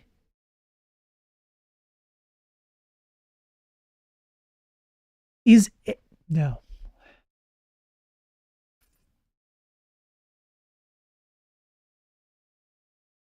How many people are deeply aware of the issues that consumers have with these fancy new designs, because these fancy new abstractions make it easy to create these designs, these cookie cutter designs where you just get to do X, Y, or Z repeated ad nauseum. Everything looks this ad nauseum. Everything looks the same.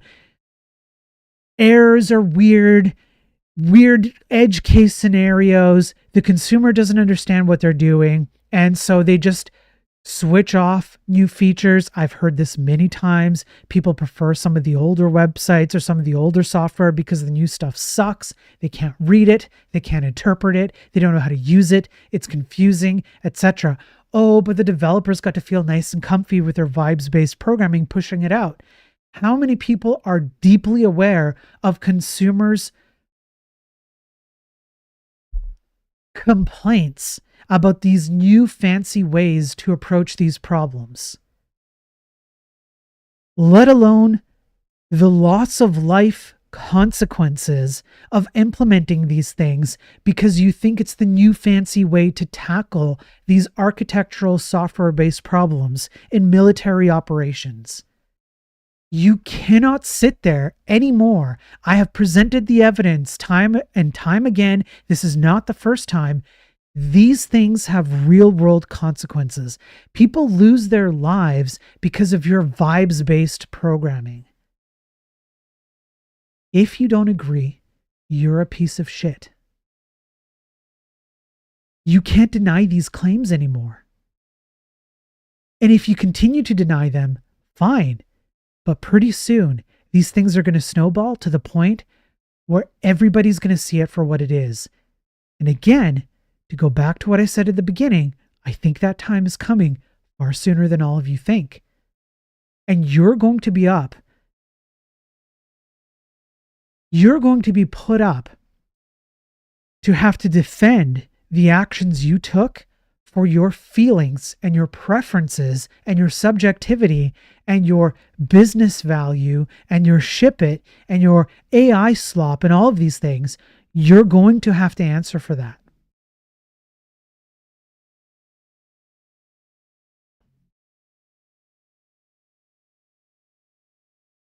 Thank you for gifting that sub out, Petal Gnome. I appreciate it. Tversky. And Leather Soup, thank you for the follow a few minutes ago. I appreciate that too.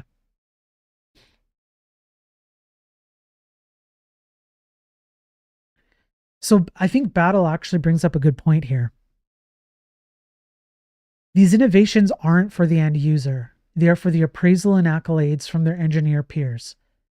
I think Battle nails it. It's definitely a key aspect to the decisions being made, the technological decisions being made by programmers who perpetuate these idiotic ideas. And it is, in part, that. It garners you the positive pat on the back attention that people seek within the community. And I am challenging everyone to counter that narrative. You do not need that pat on the back. The pat on the back does not come from doing the things that everybody says you should be doing. The pat on the back comes from asking appropriate questions, whether those questions lead to the same answer as you would have got to anyways at the beginning or not. Knowing what questions to ask are fundamentally far more important than doing and going along with status quo. And that will garner you much more respect. Because if you ask the right questions, people will see the problems that were avoided by asking those questions. But it means that you have to know which questions to ask. It means that you have to push yourself to understand more than the abstraction that you are accustomed to working in, that you are told to work in, or that your favorite tech influencer tells you to work in, or that management or your colleagues tell you to use because it's just the way of life. Unfortunately, that's part of your job, or fortunately, it is part of your job. We may need to define vibes-based programming. So it'd be something along the lines of, I don't have an objective reason to use something or execute a particular paradigm in my code, except for something that's subjective to me. For example, readability. People claim readability all the time.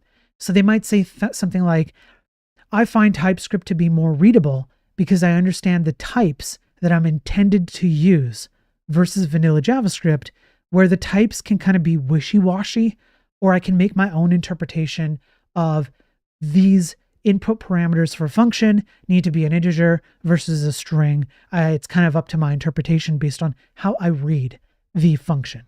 So there is a subjective readability preference. However, for every subjective readability preference, you can always find somebody with the opposite subjective readability preference. You will always find someone who, for example, finds TypeScript to be far less readable than JavaScript and have no problem dealing with type safety in vanilla JavaScript versus TypeScript, and might even, in fact, make a subjective argument that they find it harder to deal with types in TypeScript, say because of the use of the word any, which is like the antithesis of type safety to begin with. That's just an example. There are many such examples like that. For example, the difference between using, say, ORM in PHP, which is Object Relational Model, for doing SQL queries. Some people find that far more readable than raw SQL queries. Other people would subjectively say, no, I find it more readable to do the raw SQL queries because I can read the raw SQL queries better than whatever abstraction ORM you're using, and vice versa. These are all subjective things. And the subjective factor comes into things like, am I doing what everybody else around me is doing? That's part of vibes. Does it make me feel good and productive to do the thing that I find subjectively to be positive? Those are vibes. You are going to be very hard pressed to find somebody who can make an objective, metrics, scientific, academic, or even just logical based argument as to why TypeScript is better or not, without any subjectivity at all. I have done that. I have on previous streams gone over whether TypeScript is actually better than vanilla JavaScript. In some cases, it's about the same. In some cases, it's worse. Those are objective metrics that have been done, though. Most people don't go that far. Most people go with the vibes, which is a subjective. This is how I feel. This is what I like. This is what people around me like, etc. That's vibes-based programming. I feel good doing this thing. It's not objectively good. It's not objectively performant. It's not objective quality. It's subjective.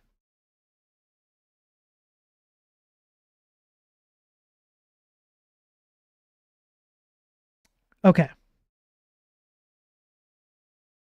I believe this was everything that I wanted to read from this article. The Afghanistan withdrawal goes into the Kessel Run software. If you don't know what that is, it's it's an error. It basically just like plans out the flight routes and stuff of different airplanes, so that it can like mitigate accidents, crashes, things like that. I don't believe there was anything in here that was new that we haven't already covered in terms of principal topics. It's more about like actual like operational use, high stress situation, what the software actually does in practice versus in testing, etc. And then the conclusions based on that are obviously more communication and more upfront awareness of what it is that the military is bringing on board into their internalized mechanisms. But again, I'm going to say it one more time, and then we'll put this article to bed. The argument can be extended for anything you're doing. You should be as aware as you possibly can be of the long-term consequences of the abstraction that you're bringing in to the paradigm that you're trying to solve. Okay, I'm going to take a break for a minute. If anybody on chat wants to talk about something, and I'll get the next article ready. I have a line of logic that I'm going to try and follow. I'm going to present an argument, and then we'll go into a few articles on demonstrating the argument, and we'll keep going. But I'll take a break for a second and raw SQL, or I'm crazy. Yeah. Vibes can be a valid reason, but only one of many. At the end of the day, you need to justify every aspect of one's design decision. You can delegate tasks, but you can't delegate responsibility.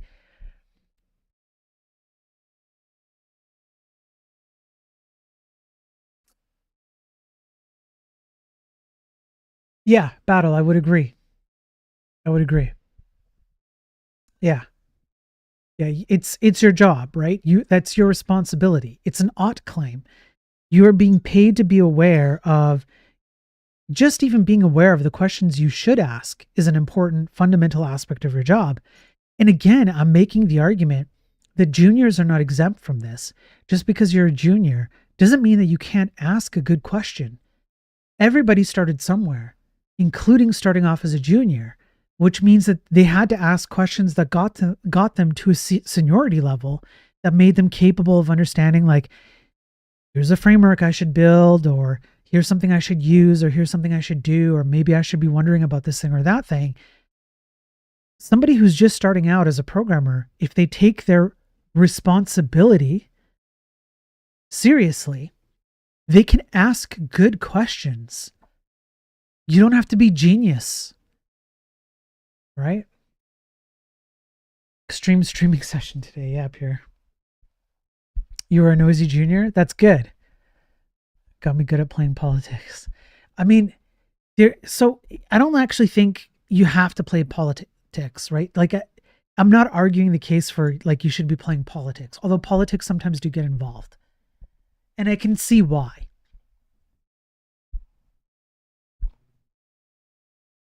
What I'm trying to say is that if you have a good fundamental awareness of your domain that you have been hired to do, that you have a responsibility to take care of, then you should be able to make compelling arguments for decisions or things that are within your domain, whether there are politics involved or not.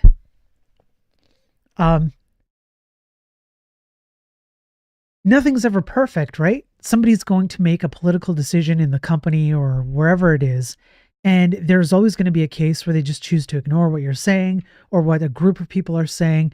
They'll go against the grain and they'll make a stupid decision. These things will happen. But at an individual level, you, as the individual programmer, should be able to withstand that kind of pressure by at least being able to articulate the questions, if not some of those answers to those questions, so that you can limit the risk that someone's going to play a political game that has nothing to do with the technical game. Your ability to articulate technical issues has nothing to do with political aspects at a company, in the military, in the government. Doesn't matter where. You should be able to deal with the technical aspects of what you're dealing with because that's your job. Never had a problem going to my boss's boss saying when my boss is making a bad idea, it worked for me. Hey, sometimes you got to do that. Like, legitimately, sometimes you got to do that. It's true. So to your point, not you, that is a political, right? It's a political game that you have to play sometimes in order to try and have your technical argument heard in a political landscape. Hey, Max. How you doing on X? Can be tricky but effective. Yes. And so here's the problem. It is tricky, right? It is tricky. You put yourself at risk. You might expose yourself to unintended lashback on somebody doesn't like you for saying what you say. These things happen. People have quirks and personalities that clash, right? But again, we just went over at least 2 case studies where soldiers lost their lives because this kind of communication was not had. That's someone's brother or mother or father or sister or son or daughter or cousin or friend or spouse or grandkid or whatever. Who cares whether someone takes it personally and tries to attack you? The bottom line is that you have a job to do, and you have accepted the fact that your job has wide, far-reaching implications into the world because a vast majority of things run on software. From the TV that you run, to the fridge, we went over that you run in your house, to chips in your car that turn on the blinking red light that can save someone's life if they ignore it, for example, to touch screen systems not being tactile enough, causing people to not be able to understand how the ship is maneuvering, causing a crash. These are all things that you have accepted, whether you like it or not, as part of being a programmer, because you know that software runs a vast majority of the world out there. You walk down the street, there's construction, there's a crane overhead, there's some software someone's working to keep that crane up, to move it in the right direction, to make sure that the right grip is held on the thing that the crane is moving from point A to point B so that it doesn't fall and crush you or the person next to you. This is all software that you depend on. You should take that responsibility as it is, which is both a great privilege and it can be a lot of fun. I'm not trying to say that we should suck the fun out of writing software, creating programs, creating websites. No more fun for anybody. Everybody should just suffer and write assembly or punch cards with tapes, to do these things. It's not what I'm saying. I'm saying that we have to take it seriously, and we're not. Most people are being encouraged to not think about what they're doing, to do the vibes-based, subjective preference-based programming, not to care about the things that they're bringing into their house, so to speak. Doesn't matter what paradigm or abstraction or library or framework or language you're using, doesn't matter. It's very much cult-like behavior where you're not supposed to ask questions. Asking questions is a sign of some kind of deviancy or rebellion against the status quo. People don't like that. That's cult 101. Stop it. Just stop it.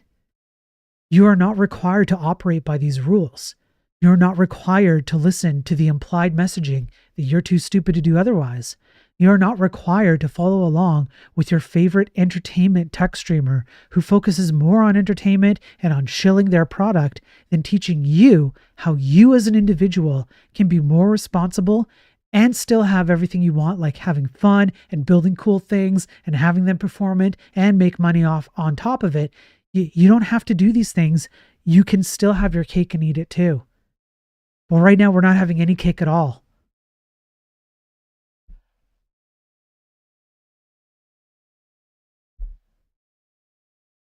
Okay.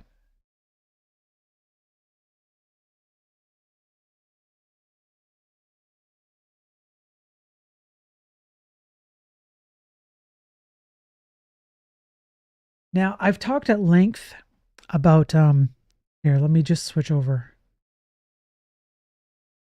We'll do this. Okay.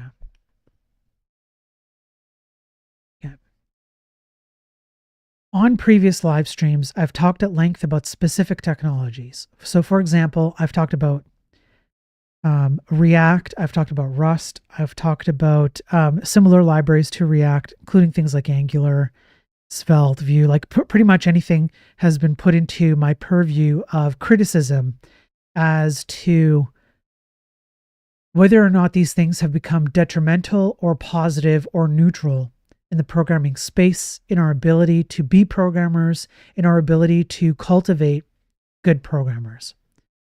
I have talked briefly about AI. I've touched on it. And so there's an argument that I will now articulate on this stream as kind of like the final straw, which I think is kind of the reason why I'm not going to be making these kind of rants for a while, because I think there's an inevitability to what I'm about to get into.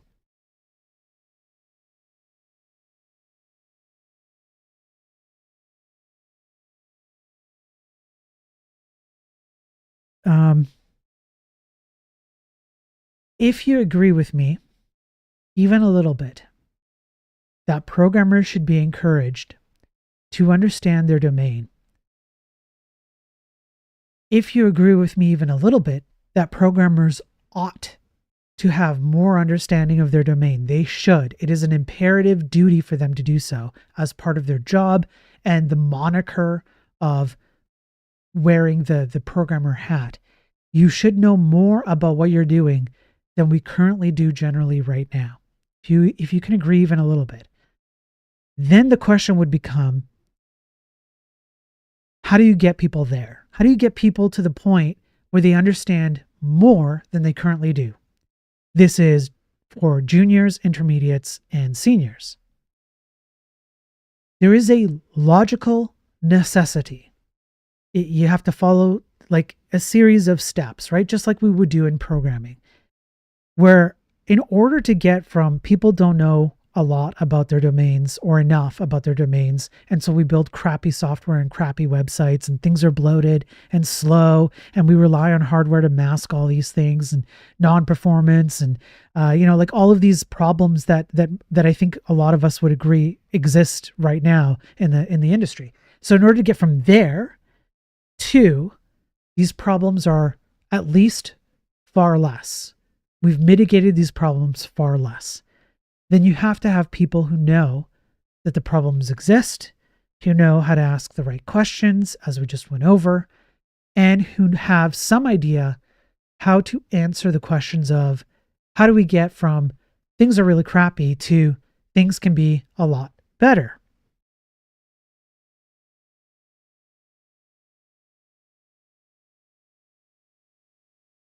So to do that, you have to have people who start at a point of knowing less and end at a point of knowing more. That is a logical necessity to the argument that we should be doing better. I'm going to make an argument that AI is doing you little, if any, favors in that respect. And I'm also going to make an extended argument that a lot of the tools that automate away problems that you typically come across as a programmer also remove your ability to get from point A to point B.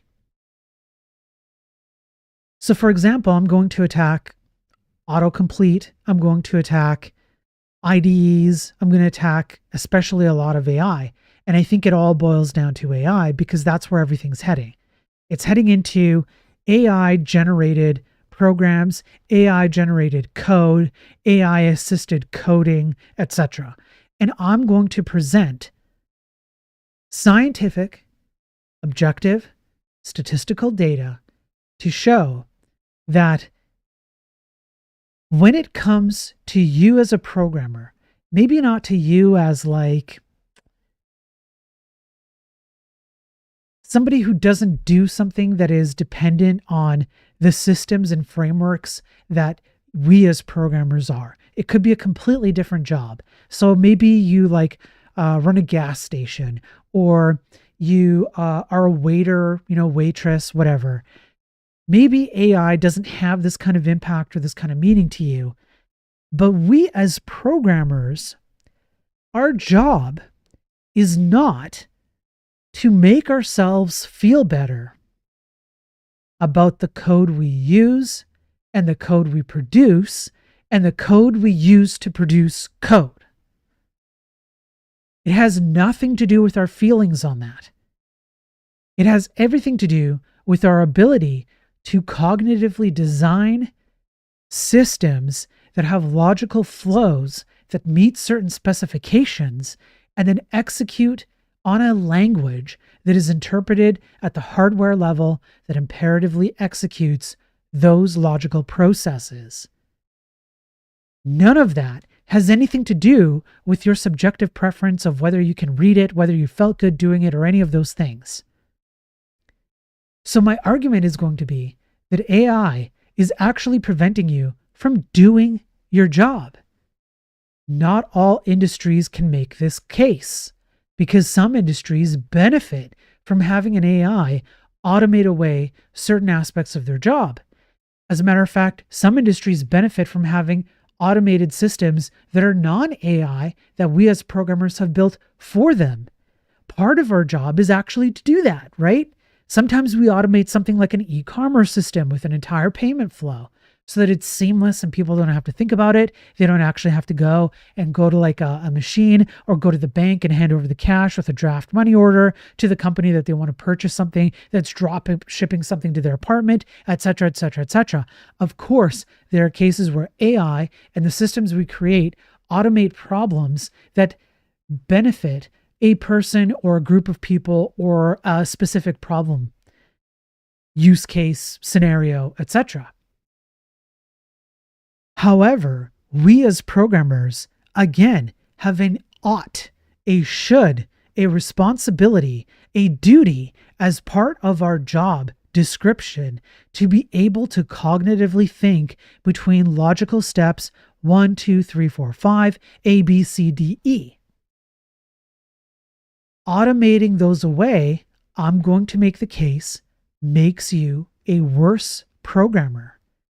Even if you can make the case that automated systems like CI/CD tool chains and whatever make certain aspects of your job easier or faster, I'm going to present an adverse outcome of having these things, which is that by necessity, you do not know how these things operate, and you add complications to chains and abstractions that you already don't know how they operate.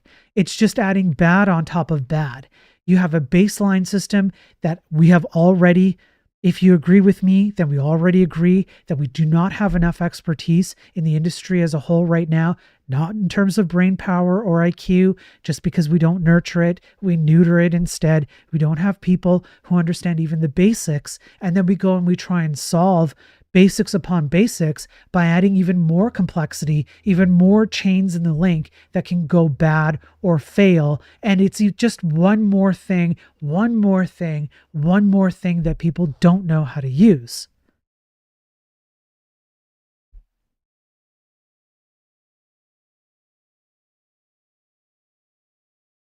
Okay, so let me pull up this article. Just one sec. Bear with me. Okay, I think it's this one that I want.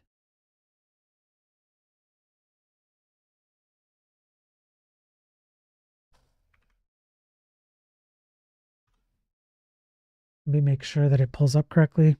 Okay, good. Okay. Now, let me take a...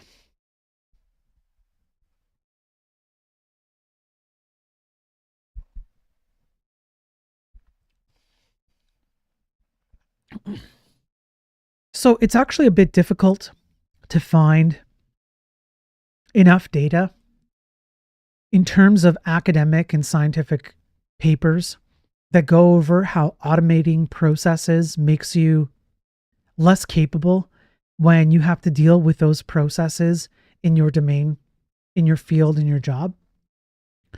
So what I did was I tried to find things that were not necessarily associated to programming, although I did find some programming related studies. But we're going to tackle one or two associated studies that show how automating something can lead to a negative impact to you, like as in you.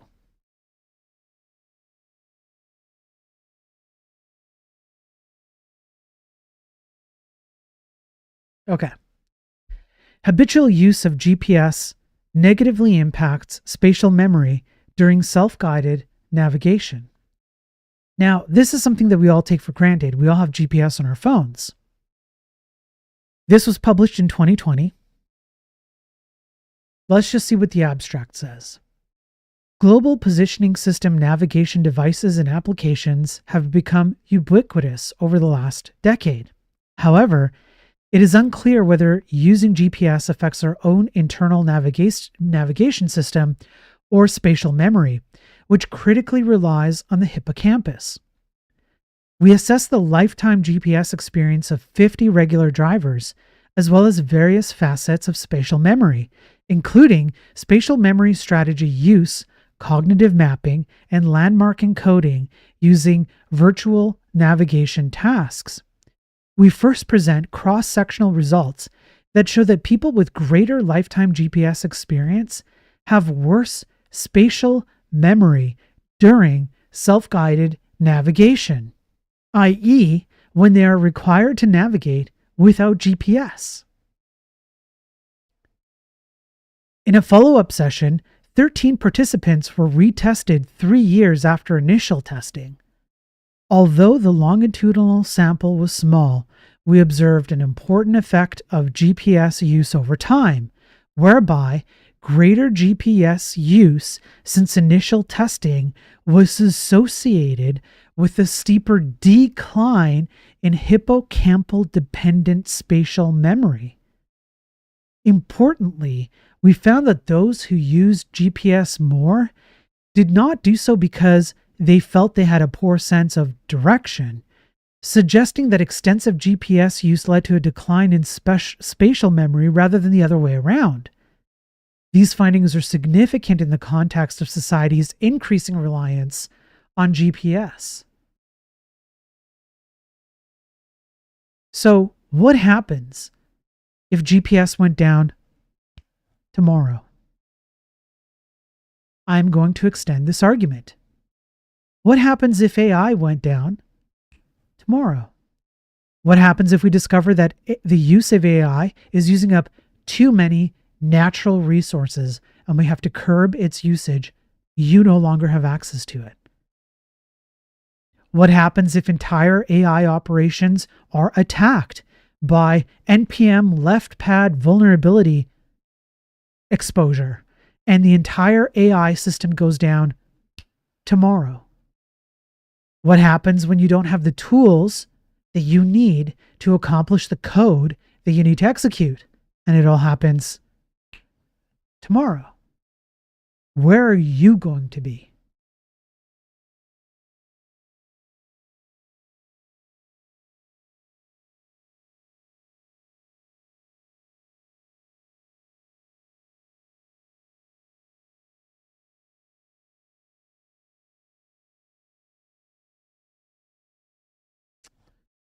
Now, hang on. I gotta get the right link here. Here we go. How about spell checking? The influence of spell checkers on students' ability to generate repairs of spelling errors. So the question here is essentially, if you have a spell checker automate the process of spell checking, do you become a better fixer of spelling errors or a worse or neutral? The abstract.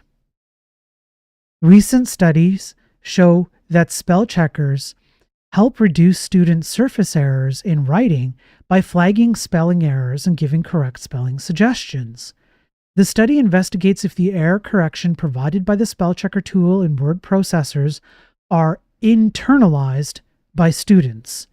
A quasi-experimental two-group study was conducted on 30 Form 1 students in a school in, I'm going to butcher the pronunciation, Kaching, Sarawak. The learners were given dictations, which contained words listed as commonly misspelled words, according to Oxford University Press in 2012. The experimental group were given 3 dictations, one in which they used word processors and allowed to use the spell checker tool, and the control group was given 2 dictations, both handwritten. The data gathered were analyzed using a software for statistical analysis. This study found that while the spell checker helped the learners revise their spelling on one dictation exercise, learners still made the same errors in their spelling after the use of spell checkers. Therefore, it argues that while spell checkers help eliminate surface errors, they have very little influence on correcting the errors on the cognitive level.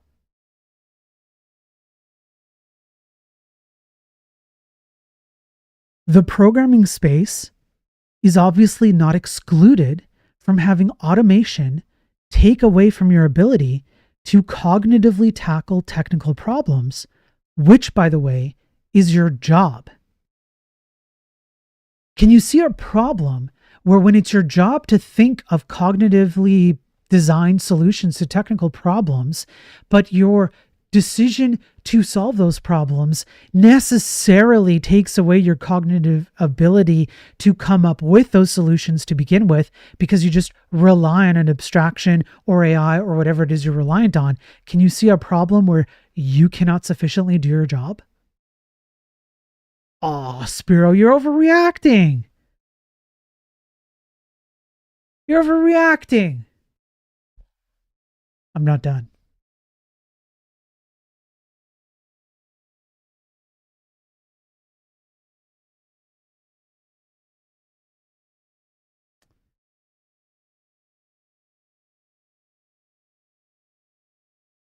Let me pull up this one.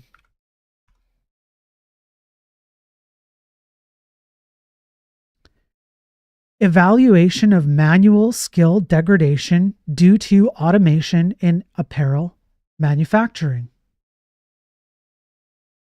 What?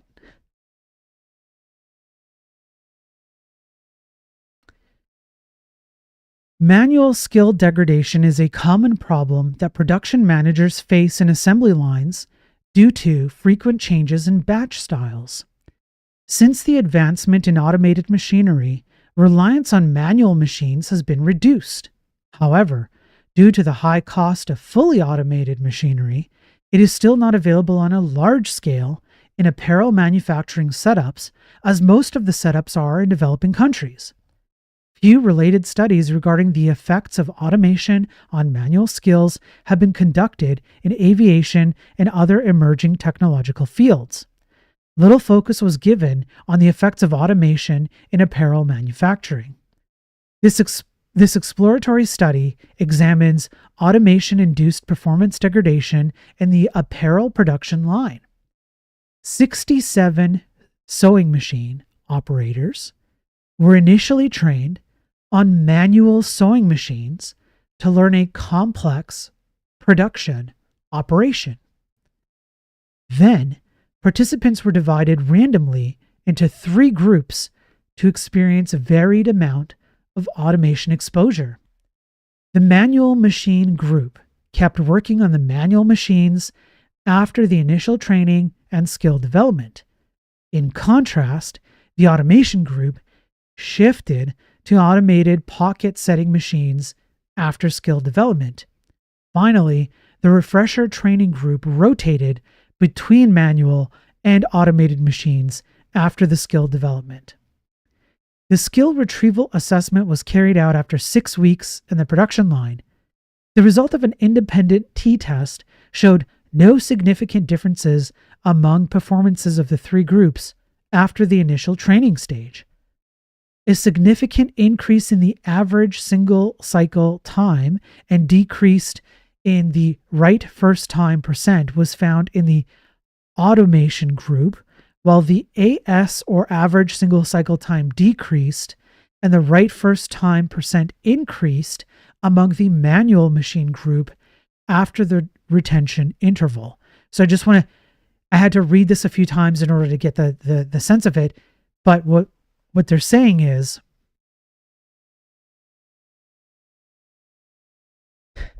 the automation group, when asked to deal without automation, had a significantly higher error percentage rate or just simple inability to work without the automation versus what the manual group had to do when they switched to automation. So think about it this way. The automated group is then asked to go into the manual group. The manual group is then asked to go into the automation group. Of the two, over the long term, over the 6 weeks, which one produced higher quality results? It was the manual group that went into automation. The RTG group, which is a rotational group, it's a refresher group, which means they kind of did both, stayed neutral because they got a bit of both. The manual group outperformed both the other groups. Why? Because they understood at a more fundamental level what it was that was being asked of them when they had to go to the automated portion of things and make that switch. Whereas the automated group that began that way didn't have that encouragement, whatever you want to call it, that advantage, had no idea what they were doing once the automation went away like that. And we're just talking about sewing machines. So far, we've talked about GPS, we've talked about spell checking, and we've talked about sewing machines.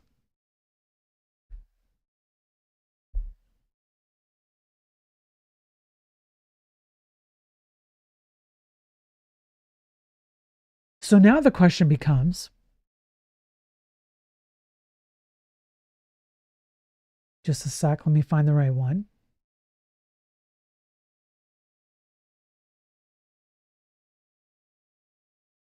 I believe it's this one. Here we go. I think it's this one. So now the question becomes, if you're a programmer and you're using AI to help you to generate code, is there any risk at all that you will become a worse programmer should you have to do something without AI, or that AI can mislead you even if it continues to stay forever and ever and ever and never goes down and never goes away and never hits a wall and everything just continues to work wonderfully and magically? Are there any downsides at all to using AI when you are required as part of your job to do critical cognitive thinking in order to create systems? Even if AI is generating code for you, you still have to cognitively piece together the logical entailment of steps A, B, C, D, E, 1, 2, 3, 4, 5. As a programmer, that's your job. Is there a risk?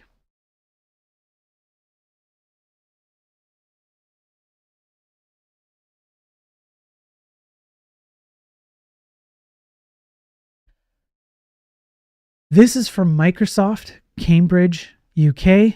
I believe it's 2025, which is this year. The abstract itself reads, "The rise of generative AI, Gen AI, in knowledge workflows raises questions about its impact on critical thinking skills and practices. We survey 319 knowledge workers to investigate 1, when and how they perceive the inaction of critical thinking when using Gen AI, and 2, when and why Gen AI affects their effort to do so. Participants shared 936 first-hand examples of using Gen AI in work tasks. Quantitatively, when considering both task and user-specific factors, a user's task-specific self-confidence and confidence in Gen AI are predictive of whether critical thinking is enacted and the effort of doing so in Gen AI assisted tasks. Specifically, higher confidence in Gen AI is associated with less critical thinking, while higher self-confidence is associated with more critical thinking. Qualitatively, Gen AI shifts the nature of critical thinking toward information verification, response integration, and task stewardship. Our insight reveals new design challenges and opportunities for developing Gen AI tools for knowledge work." In other words, the more that people were trusting of Gen AI, the more people were less likely to self-admittedly use critical thinking abilities. And this is from Microsoft, someone who is no stranger to the as being a proponent of AI. And I don't think that you have to read the entire study, although I did, and you can see how they broke it down. They did the demographics. They asked the proper quantitative questions. They broke down, which questions they need to ask and what are the answers they need to garner from them and the conclusions and so on and so forth. They did all of it. These guys are proponents of AI. I don't think it requires a huge logical leap to determine that when you have a reliance on AI to give you an answer that you trust, the more you trust it, the less you think. Now, again, there might be industries, scenarios, jobs, or aspects of jobs where that's okay, where you can have that level of reliance on AI, and generally you're going to come out better than you started, if not maybe neutral. But our job as programmers is nothing if not critical thinking and logical reasoning. When we offload those things to AI, we are by definition absconding a responsibility to executing those things in our brain and producing the appropriate code output to an AI system. You are literally making yourself dumber. You are neutering your own ability to even understand what AI is giving you. How can you possibly make a judgment value on AI produced code if you do not have the ability to first handle the cognitive tasks that come with dealing with any amount of code to begin with?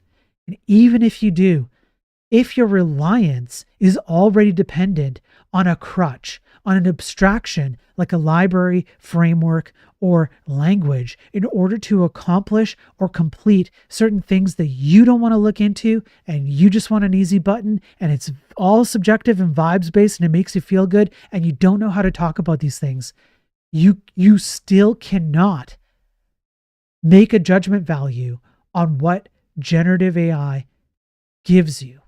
Any AI, you can't do it. Other industries and jobs and portions of jobs might be able to get away with this. You and I can't. It's part of our job to be able to determine these things. Reliance on it takes away our ability to determine those things.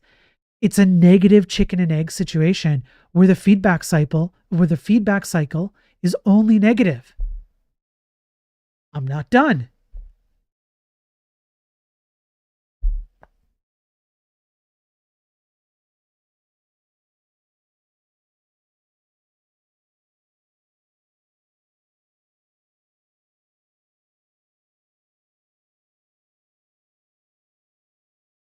GitHub Copilot.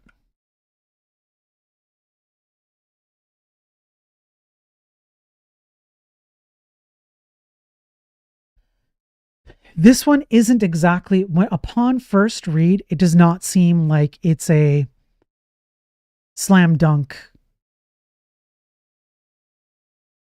towards what I'm arguing for here. But let me cook for a moment.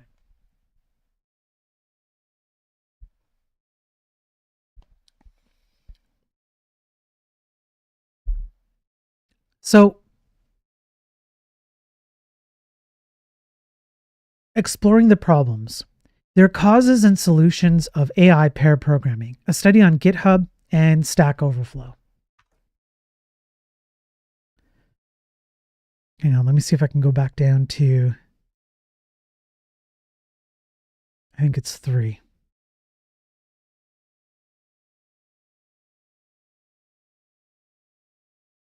Okay.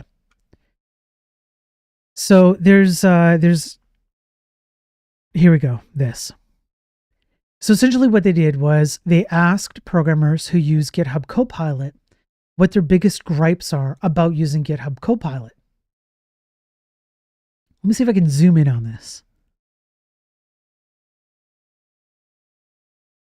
I need to try. Okay, this might be better. All right, because the text is a little bit small. Can I just open the image in a new tab? Here we go. Okay, perfect. Good. So you can see they asked like what are the problems, etc. And what they did was they broke it down into 3. They basically just put a line in the middle. And so from left to right top, it starts with the most offending issue, and then left to right bottom leads towards the least offending issue, right? The most offending issue: version control issue, installation issue, accessing failure, startup issue, authentication failure, functionality failure. Let me turn off Dark Reader. Flashbang, I apologize. This will be brief. Keyboard compatibility issue, plugin compatibility issue, editor IDE compatibility issue, so on and so forth. Okay, let me put Dark Reader back on. Okay. So at first glance, 57.5%, the issues are like these things here. So let's just like, what are these things, right? So functionality failure refers to the abnormality of code generation related features provided by Copilot. Copilot offers various interactive features to better engage with users, such as previous next suggestion, viewing all suggestions, and configuration of shortcut keys to accept suggestions. Users may encounter exceptions when using these features. For example, a user reported that Copilot no longer suggesting on PyCharm after a period of not using it. There's a startup issue. Refers to errors or malfunctions encountered by users attempting to run Copilot. This issue results in a complete failure of Copilot to execute and is typically accompanied by error messages. Such problems may arise either during a user's initial usage of Copilot or unexpectedly after several successful runs. For example, a user failed to activate Copilot after installing it on VS Code and received an error message stating "cannot find module." Authentication failure refers to issues related to user login and authentication difficulties. Accessing failure, when users fail to access the Copilot server. Installation issue, version control issue, adjusting the version of Copilot or its runtime, etc., etc. Now, at first glance, you might think, what does this have to do with the argument I'm making? One, do you think that the plugin for Copilot is at least partially generated by generative AI code? And let's grant that it's not. Let's just assume it's not. Let's just say it is not, that the plugins are not generated by generative AI code of any kind. For example, Copilot, creating Copilot plugin code. Let's just assume that it's all handwritten code, yeah? If you are going to make the case that I should use Copilot or generative AI and I should trust it to generate any amount of code for me, hang on. You can't even make it function correctly out of the gate. You cannot even make a plugin without 57.5% of users having issues that in this day and age should not exist in code of any plugin of any kind. But you expect me to trust you that you have created an AI that I should then trust to offload cognitive thinking and code production abilities so that I don't have to do it. There is a logical entailment here whereby there's an initial set of failures that are absolutely mind-boggling that they exist to begin with, and then somehow I'm supposed to excuse these failures and go, yeah, but Copilot will do me well, or ChatGPT will do me well, or whatever the hell ever will do me well. You can't even create the mechanisms around the AI in such a way that I can use them appropriately, but then expect me to trust the thing after I've kind of ignored and swept under the rug everything that got me there to begin with.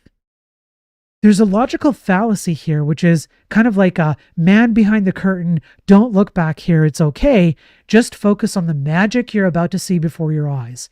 That puts serious question in my mind about the use of these things and whether they actually are beneficial or have any beneficial impacts or not.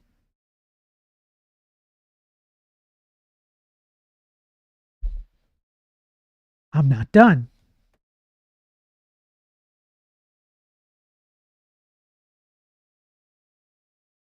Let's take a moment and talk about why AI specifically causes problems for programmers. Now, we're going to switch a little bit into a more of like an opinion piece gear, and then we're going to go back to some of the studies to round off the argument, and that'll basically be the entirety of the stream, I think, but one step at a time.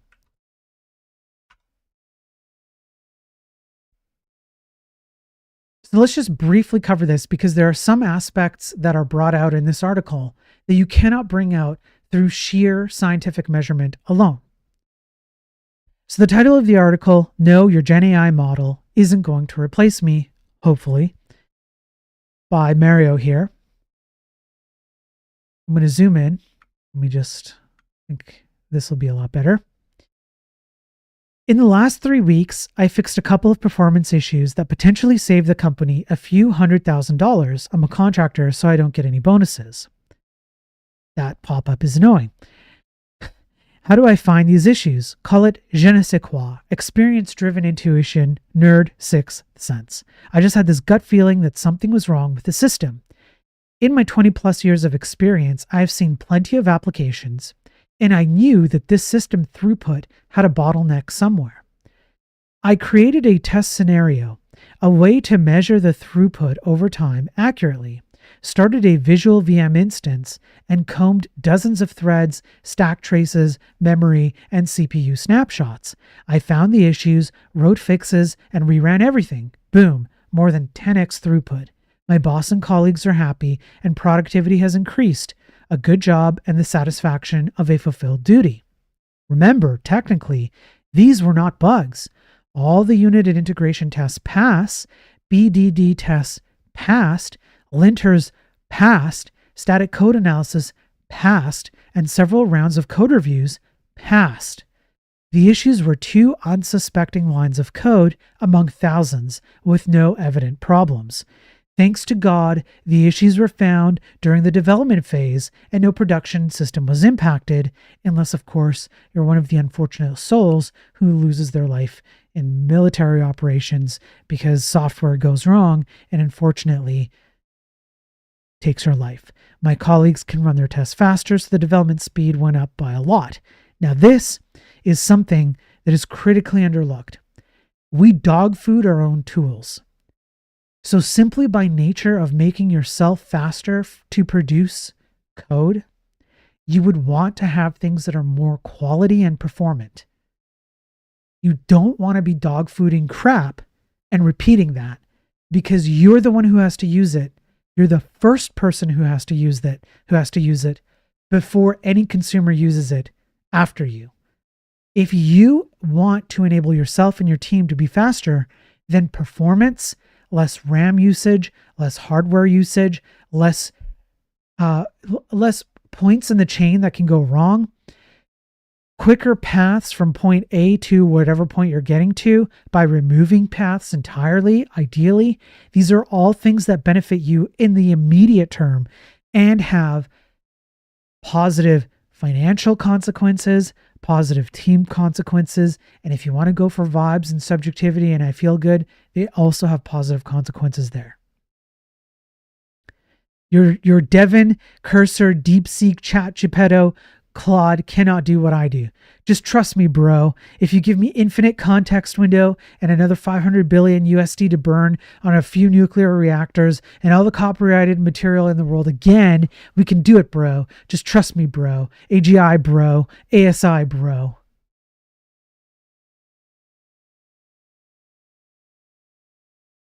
No, you can't. Gen AI isn't the path to Gen AI if it even happens. You cannot replace my experience, sensitivity, years of knowledge, long nights, experiments, initiative, and everything else that makes me the code monkey I am today. Your slop AI agents have already devoured and regurgitated all the technical books, the documentation, and every piece of open source code in the world, illegally, one may suspect, and still cannot replace a developer, not for lack of trying. And the proof is in the pudding. All these slop AI companies still hire a developer. Oh, and by the way, OpenAI will not hire anyone who uses AI as part of their hiring onboarding process. Bro, Gumroad is no longer hiring junior developers. Yes, apparently. Also, everyone is complaining about how bad the site is now. You're a senior developer. No one says we can replace you. Mark Zuckerberg only said that we're going to replace all the mid-level engineers by 2025. For a minute, I'll humor Zuckerberg's idea that he will be able to replace all mid-level engineers by 2025. Then who will progress to senior engineer?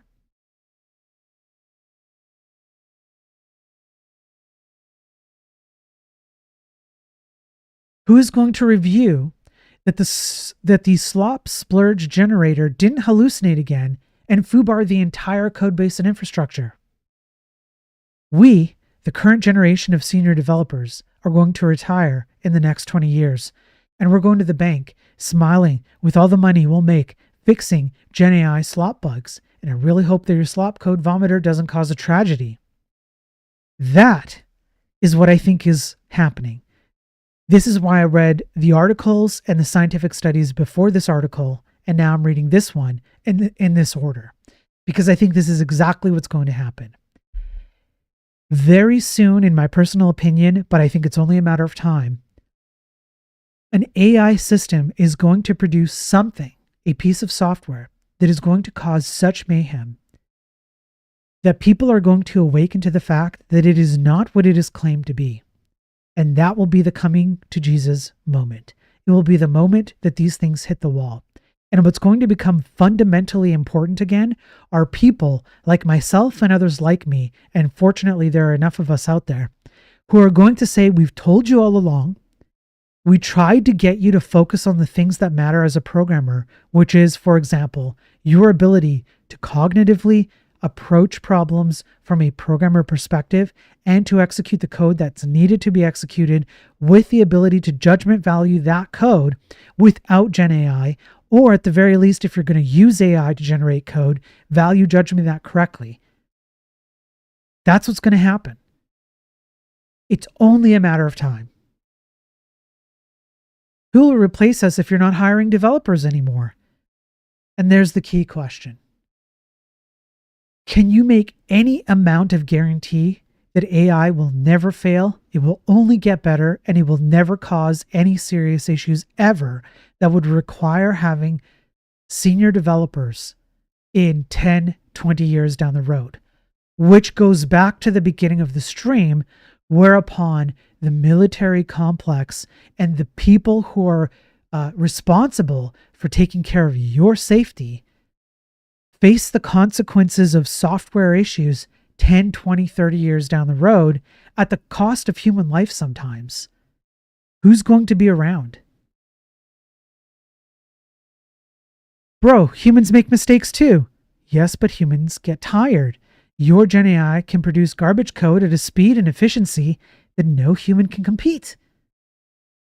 Also, humans can learn with some basic feedback. Your Gen AI knows all the open source code in the world and still produces manure. Humans need 2,400 calories per day and some caffeine. Your Gen AI needs nuclear reactors. Bro, Gen AI is like a bicycle. It makes you go fast, be more productive. What a horrible analogy. My bicycle is my computer. I'm in complete control. It goes as fast as I want, and I get fitter when I use it. Gen AI is like a rusty roller coaster. It may go fast, but it's going to kill us at some point. And no, it isn't making developers more productive. It's making them worse and dependent on slop generators. Just read /r ChatGPT coding and despair. And we've already gone through a couple of studies on using Gen AI as a programmer. We're going to go through one or two more to round this off.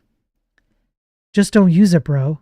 I don't use it, but Gen AI is affecting society as a whole as well. More sophisticated scams, more fake news, fake historical photos, worse litigation, more loneliness, people aren't reading, people are not writing, artists are losing their jobs. It's a disaster. And I'm going to extend the argument. It's a disaster, and all programmers have participated in that disaster by participating in the creation of these AI systems and perpetuating them and marketing them as something that they are not and never should have the intended usage that they do. Again, just another notch in the point that the software you produce, including AI, has a huge societal impact to you and the people around you and the people that you love. You may not care about your use of AI, but it definitely negatively impacts a lot of other people. And you cannot rein it in, especially if you don't know how, especially if you're stuck in a negative feedback cycle where the AI feeds itself by generating more sloppy code and more bad paradigms and more abstractions, and you feed that back into the AI, and all it does is it feeds into more issues in society as a whole. Take your copium tank, old man. Gen AI is the future and will replace you anyway. I concede you this one, you're right. You slot peddlers are pushing very hard your slot machines to the CEOs so they can replace us. So far it's working pretty well. And I totally get it. We IT workers as a class are annoying. I worked as a team lead and have hired developers. Dealing with developers sucks. We're rude and weird. Some do not shower. We're eccentric, maybe on the spectrum. We're always late, always complain about meetings, charge a lot of money, and then leave the company on a whimper. I get it. Our heads were the first ones on the chopping board, but you're going to regret it. The quality of your product is going to suffer and your clients are going to leave. My advice for young developers: stop right now cold turkey. You don't need AI tools. Your brain is beautiful, a gift from God. Use it, train it. You don't even have to believe in God or anything like that. It's what I've been saying too. Many programmers today are simply neutered. It's not that they're not capable, it's that they're neutered. And I have, once again, gone over some of the science and academia to show that these things are not helping you. They're, in fact, taking away your ability to critically and cognitively exercise your brain to the fullest potential. These things are not as hard as they seem. Write your own code. It's simple, easy, and fun. Generations before you did it, Gen AI, or AGI if it happens, will not have what you have, the human experience. Gen AI can write bad code faster than you. So what? Over the years, we have developed high-level languages, libraries, patterns, and techniques because we don't want to write too much code. We have physical limitations, get tired, and sometimes forget things, so we develop the right abstractions. A machine that doesn't get tired of writing bad code will not build anything similar, given that AGI can have initiative and true creativity. So,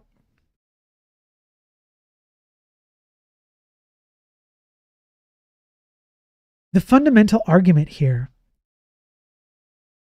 again, is that in particular as programmers, if you are taking on the moniker of being a programmer, then you accept a particular type of responsibility. That responsibility is that you have to be able to make value judgments on code and on design decisions on software. And you cannot do that if you hand over your cognitive ability, your critical thinking, your ability to come up with solutions to an AI system. And I'm going to extend the argument. An AI system is nothing but a sophisticated automation system to produce, test, deploy, whatever it is, because you can ask AI to do these things. Therefore, by extension, abstractions that automate away things like deployment procedures, linters, error highlighting, autocomplete, things like this, are also automation of skills that you should be practicing. It is not that the use of these things in whole is bad.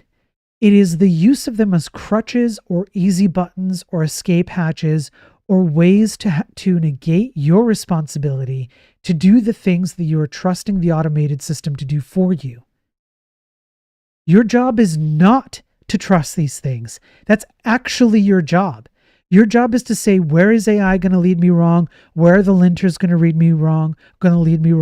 Where are the automated code reviews going to lead me wrong? Where are the deployments going to lead me wrong? Where is this design feature going to lead me wrong? Where is this user interface going to lead me wrong? That's your job. And then you find a solution through that and you execute on that. Maybe that means that you do use a linter at the end of the day in order to get to the answer.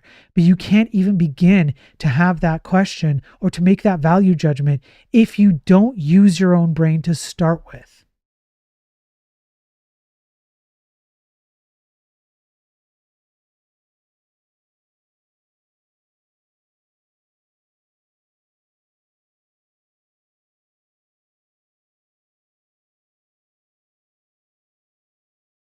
Now, let me just see if I got the right article here.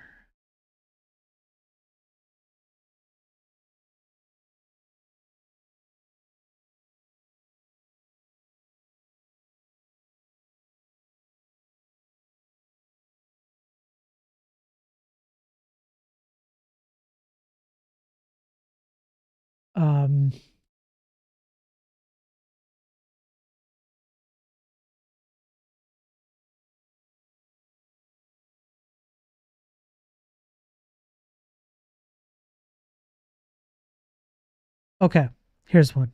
Yeah, sorry, I had to find the right one.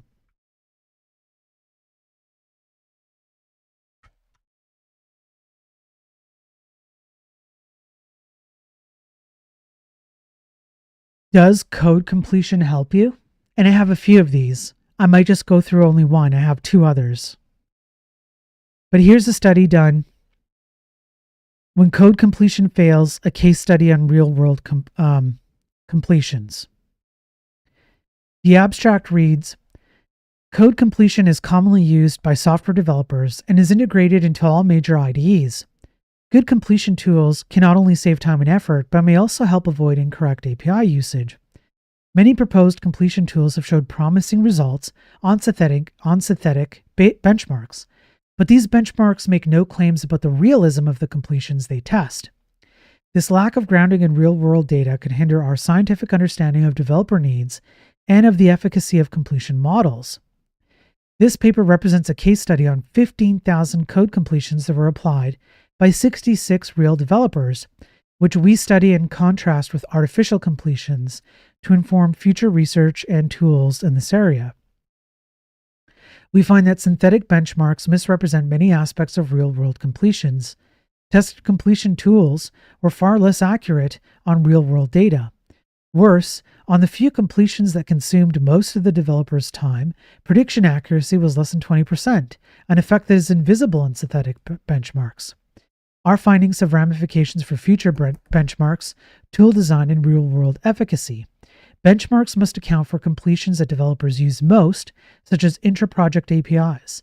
Models should be designed to be amenable to intra-project data, and real-world developer trials are essential to quantifying performance on the least predictable completions, which are both most time-consuming and far more typical than artificial data suggests. So they looked at Visual Studio. They looked at things that were done with, I believe, neural network systems. I think training data, neural network training data, etc. And they looked at the types of completions that were being done and what developers chose to use and accept in terms of the completions that they would hit enter on, for example, that were generated for them, and then they would hit enter, and what the consequences would be. And essentially what the conclusion is, it highlights the fact that even though there are some benefits to code completions, there are other factors that are not accounted for in academic studies, which this study tried to do, such as when you have a code completion that is kind of out to left field, that doesn't have a very narrow or fine-tuned completion within something that you're working on. It is an auto completion, perhaps generated by AI, where it essentially tries to guess at what you're doing, but it's not very clear what you're doing. And the programmer accepts such completions. There are fewer, they happen on fewer times, but when they do happen and they are accepted, it causes the developers far more time to discover bugs or performance issues as part of accepting those completions versus any other type of completion. In other words, while it happens fewer, bad auto completions, when they do happen, cause more problems than they solve. Now, the argument again would be, well, then just get good at understanding which completions to accept. Yes, except my argument is, going back, that auto completions themselves, AI, the automation of all these abstracted frameworks and whatever, do not help you to exercise your cognitive abilities to make a value judgment whether an auto completion is good to begin with. Most people could not make such a value judgment in today's tech industry, not because they don't have the brain power to do it, but because we've neutered them from doing it. And so this kind of a tool only feeds and perpetuates a negative cycle, especially when some of these problems go unnoticed for an unbeknownst amount of time until they rear their ugly head, such as we have gone over study after study after study, and this one was no different.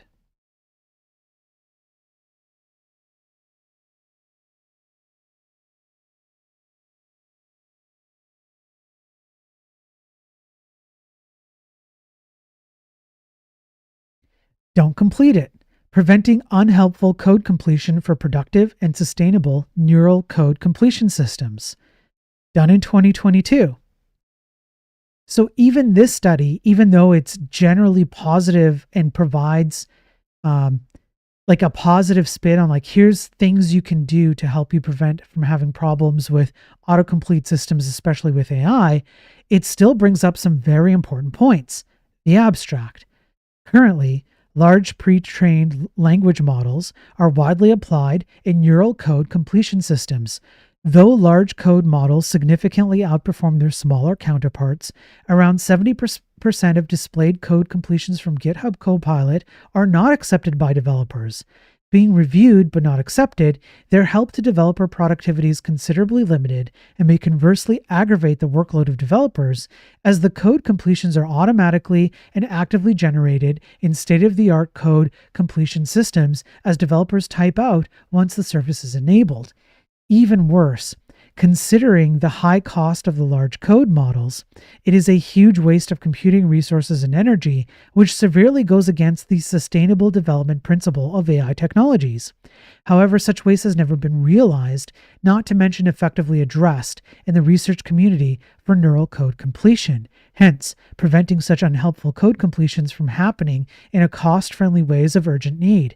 To fill the significant gap, we first investigate the prompts of unhelpful code completions called low-return prompts.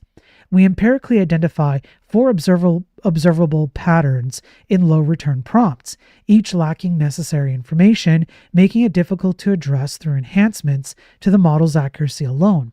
This demonstrates the feasibility of identifying such low-return prompts based on the prompts themselves. Motivated by this finding, we propose an early rejection mechanism to turn down low return prompts by foretelling the code completion qualities. The prompts that are estimated to receive unhelpful code completions will not be sent to the model. Furthermore, we investigated 5 types of estimators to demonstrate the feasibility of the mechanism. The experimental results show that the estimator can reject 20% of code completion requests with a 97.4% precision. To the best of our knowledge, it is the first systemic approach to address the problem of unhelpful code completions, and this work also sheds light on an important research direction of large code models. Now, this is great. I appreciate the positive spin on this. Can anybody see a problem with this? The dependency here is that you are relying on an industry which cannot produce quality code to begin with, nor appropriately value judge it. And you make a wide sweeping reliance that these people who are rejecting the code completions are the ones who can properly value judge them to begin with. And then, just to further exacerbate this issue, what you're doing is we're just going to automate away the problem anyways, so that people who cannot make proper value judgments to begin with now no longer have to make these value judgments. We'll automate the value judgment for you. I'm sure there's nothing that could go wrong with this. I'm sure that this will have nothing but positive impacts on programmers' abilities to be able to discern between quality code and non-quality code as produced by any AI system, especially when the marketing leans towards, don't worry, we've taken low quality code out of the equation because we've taken high trust programmers and use them as our data points for rejecting these code completions, so anybody who uses this thing can trust with a high level of accuracy that any code generated is high quality code. This is just dealing with symptoms by adding more symptoms. Nobody here is dealing with a cause. And even if they were, just the study itself indicating that Copilot rejections of automated code are rejected around 70% of the time is enough to warrant an eyebrow raise by all programmers everywhere. If nothing else, if none of my other arguments hold true.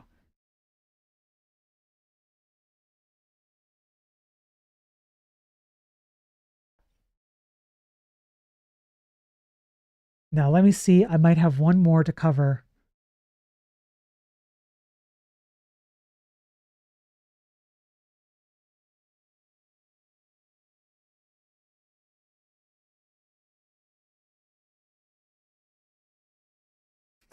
Um, yes. Okay. Okay. This one is a brief one, but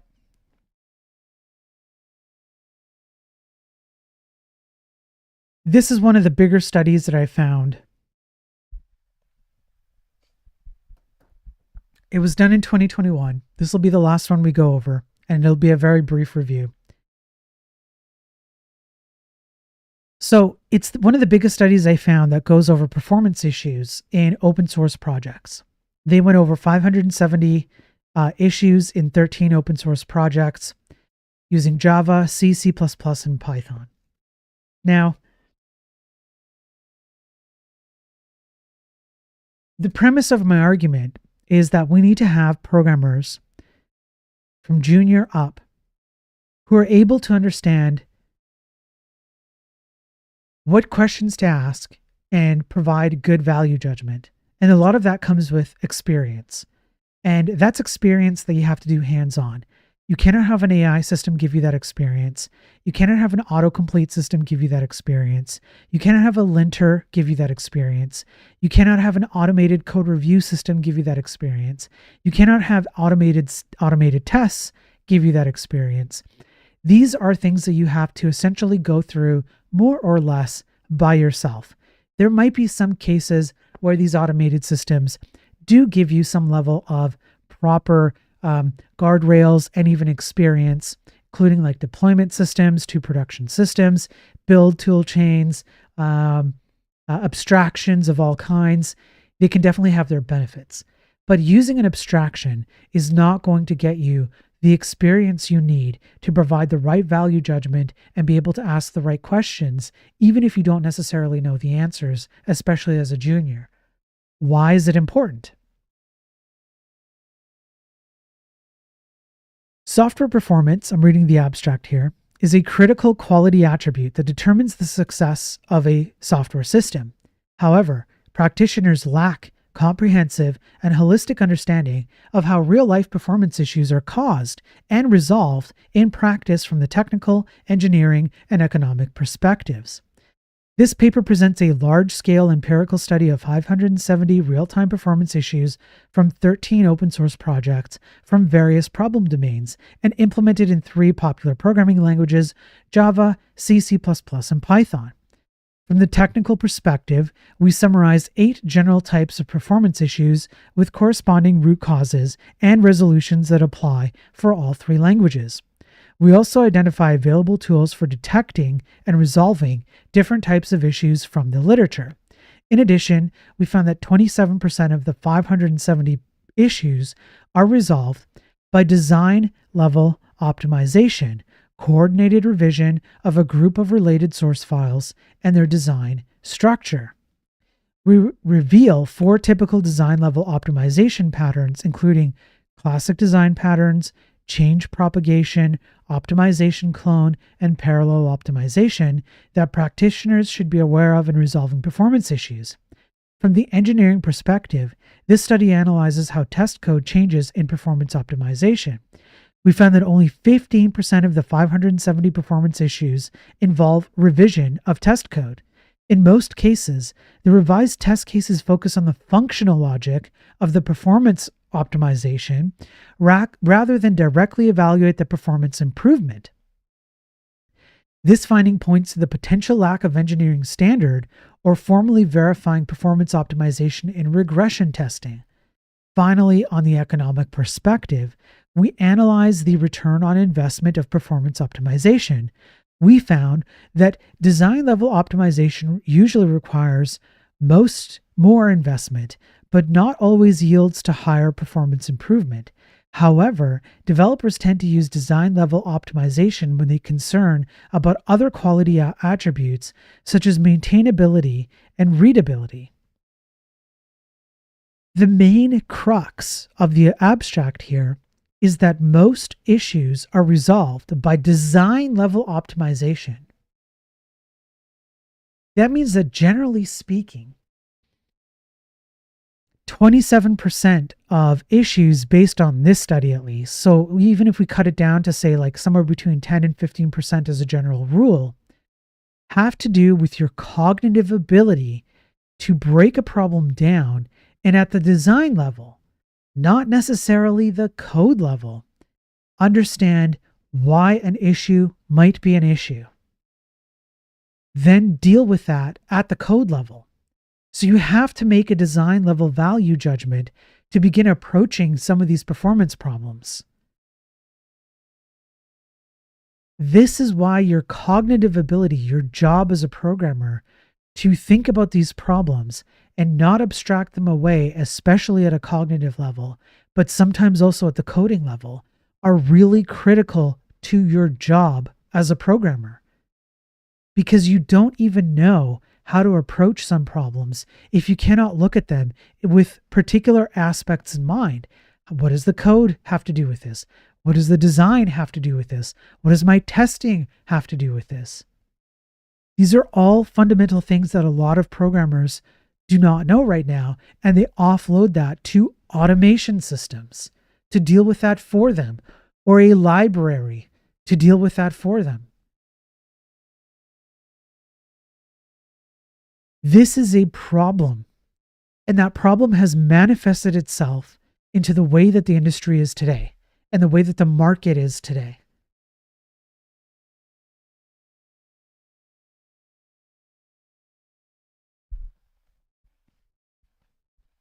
Okay, so I think that's it for the articles that I wanted to go over. Let me just double check.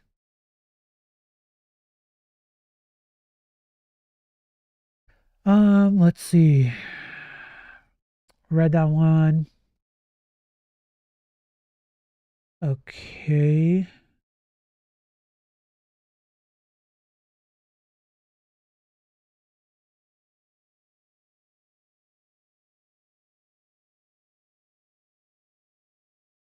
There was one that I briefly wanted to, I guess, bring up. We won't go over all of it either, but let me just bring this up briefly as well. I think a lot of us know that the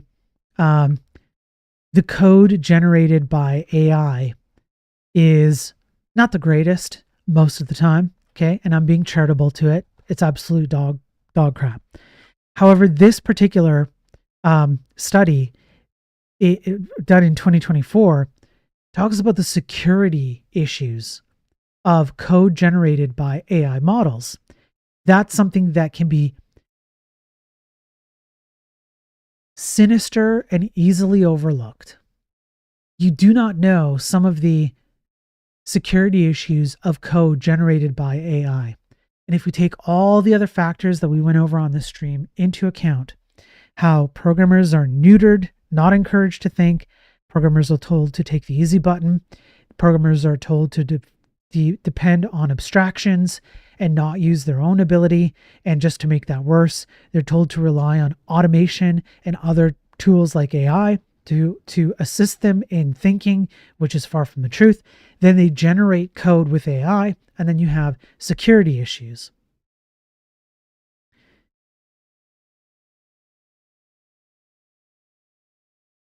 This study reviews what security flaws of well-known vulnerabilities are commonly hidden in AI-generated code.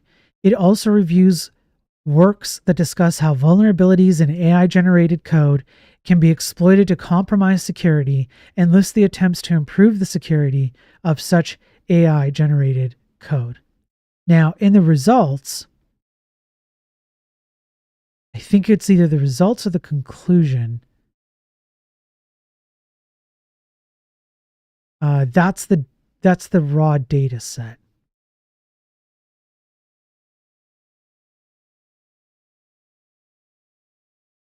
Right. And so they go over the generated code in different languages and where it falls in the top 25 common vulnerability, the security vulnerability issues. And most of them fall in the top 25 generated by AI. And if you just don't look at them and you don't have a way to value judge the code output, you're going to end up with code generated by AI that you brought into your code base that ends up in the top 25 of security vulnerability issues. Now, there's somewhere in here.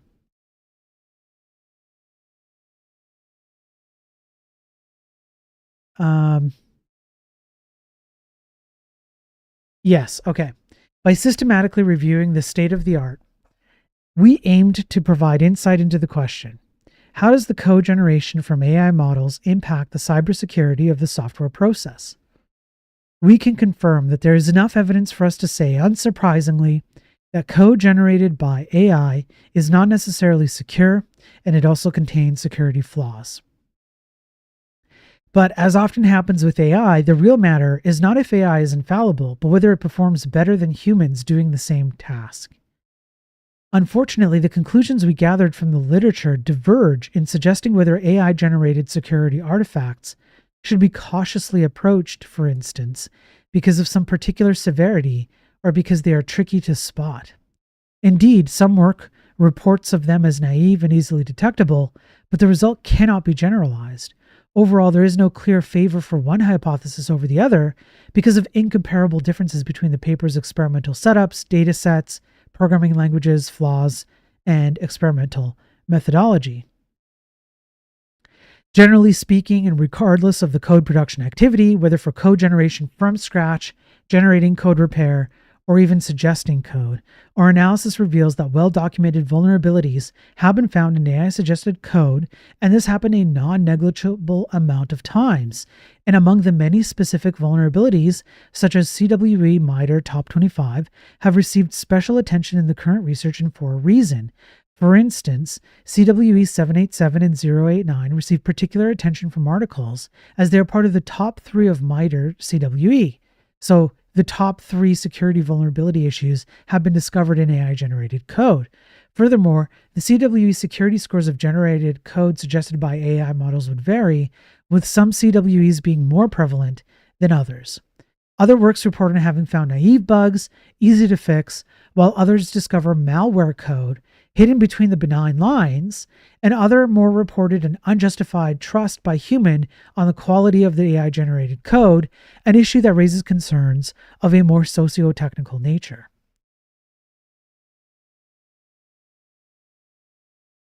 And then it went on to describe how Python seemed to have fewer bugs, more secure code. It's as a consequence of training data and quality versus C, and continued types of exposure. Like it just goes on to describe what kind of vulnerabilities AI likes to generate and how they can be used for people who want to exploit them. And then conclusion: you have to be careful what you do with AI. Well, no duh. But the problem is that if you are encouraging people to use these systems, particularly programmers in particular, programmers who are responsible for the software that operates the thing that they are encouraged to use to create the software that operates the thing that they're encouraged to use that operates the software, this cycle leads to programmers who cannot make proper value judgments about benign or malware code hidden in between lines of code. They don't even know how to ask that question. The critical thinking ability, which is critical to a programmer's ability to do their job, is scapegoated for just another abstraction. AI is just an automated abstraction to the nth degree. That's all it is.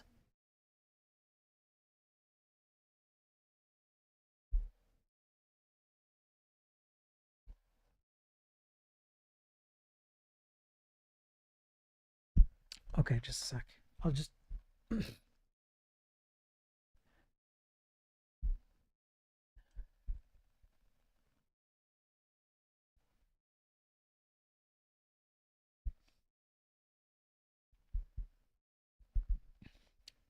Okay. So having said all this, the conclusion that I want to to make clear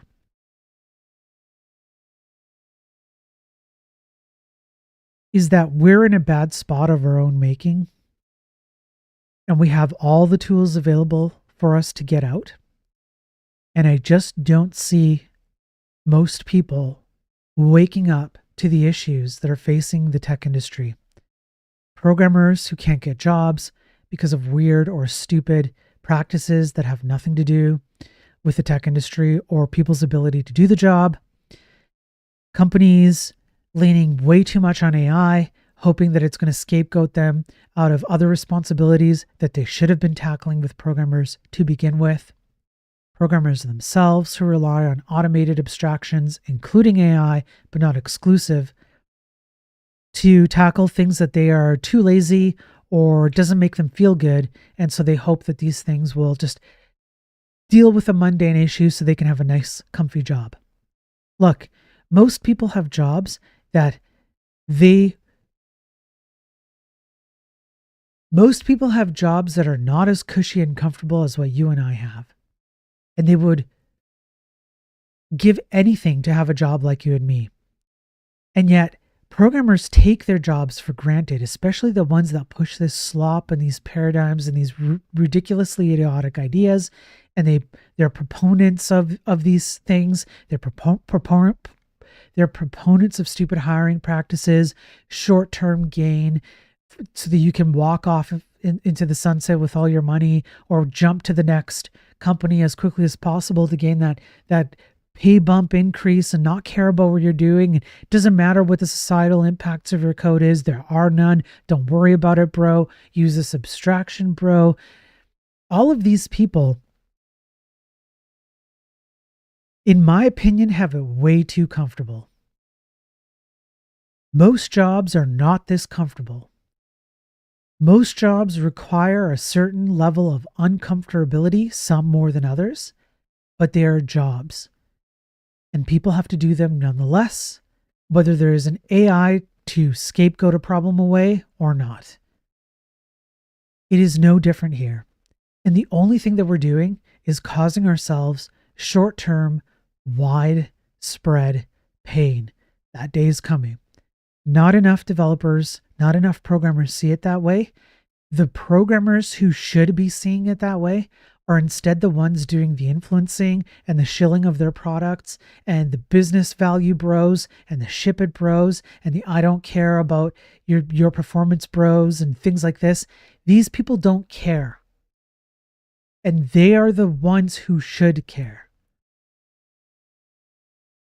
And that means, unfortunately, it falls on other people, hopefully like yourself and myself, to say something and make the logical arguments and present the data and try and do better, because there is no reason why we cannot create higher quality, more performant code, better, funner video games, better websites, better desktop software, just better software just in general. Any amount of code, it could be way better than it is today by a long shot.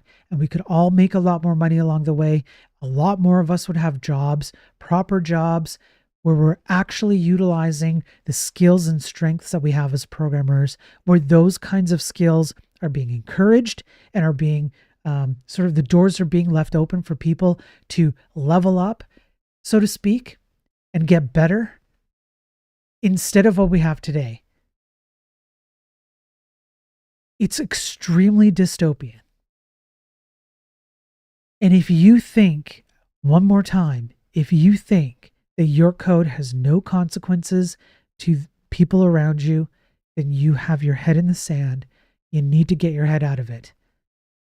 I don't know how many more studies I'm going to have to read to show that there are real world consequences to simple things like what you npm install without thoroughly checking, or what your AI generated code generates without thoroughly checking. And that's if you have the ability to judge what you're thoroughly checking to begin with. So at this point, I don't really have much more to say. I think it's going to be a while before I do one of these, because I just think the tech industry is just going to hit a wall and things are going to blow up. Something bad's going to happen. People are going to wake up. And then there's going to be a huge call for people who actually care about the craft and who want to encourage others to also care about the craft to step in and fix a vast array of problems that are going to happen. It's not going to be pretty, but that time is coming sooner or later. So from now on, I'm just going to focus on my video game for a while. I might come back to it if I can find some more of these studies, but even these studies are extremely difficult to find and they're boring. It's not exciting to go over them. It's not like, it's not like writing the video game and testing like multiplayer stuff out and things like that. So that's it. That's all I got.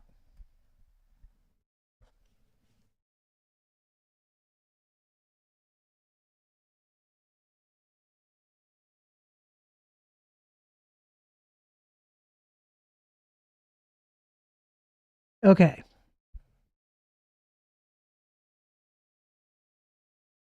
I did not realize that I've been going for 3.5 hours. It's crazy.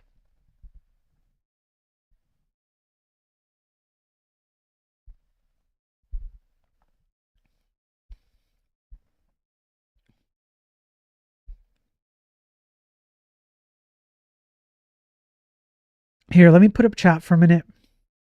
Sorry, that was a lot of talking, so my throat's a little sore, know what I'm saying?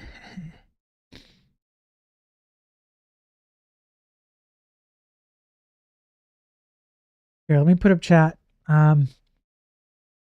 Just a sec. I'll spend a few more minutes. If anybody has anything to argue with me about or anything to say about all this. Just a minute.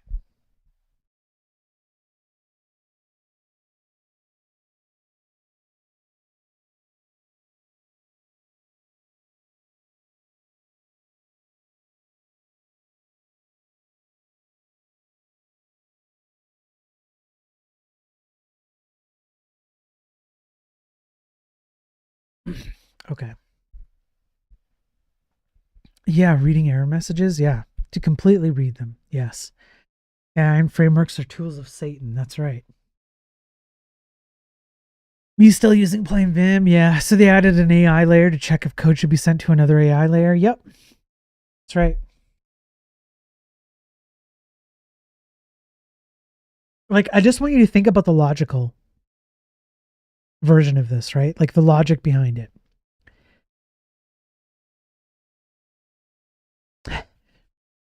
We have discovered that AI produces, let's say, 10 to 20% really, really bad code. Let's be generous and say, let's say maybe like 12%, right?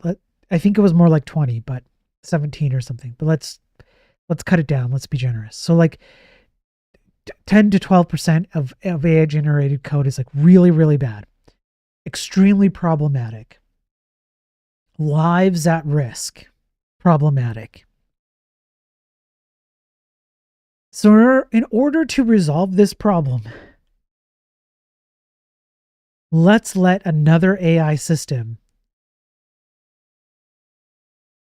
figure out when this problem happens and fix the AI internally. Like, let's let AI fix itself. An AI system that generates somewhere between 10 and 12%, that's being charitable, of really, really bad code is then going to be used to fix its own really, really bad code. The logic there is that somehow you have an AI system that is capable of fixing itself while producing the same amount percentage of bad code that it uses to fix itself.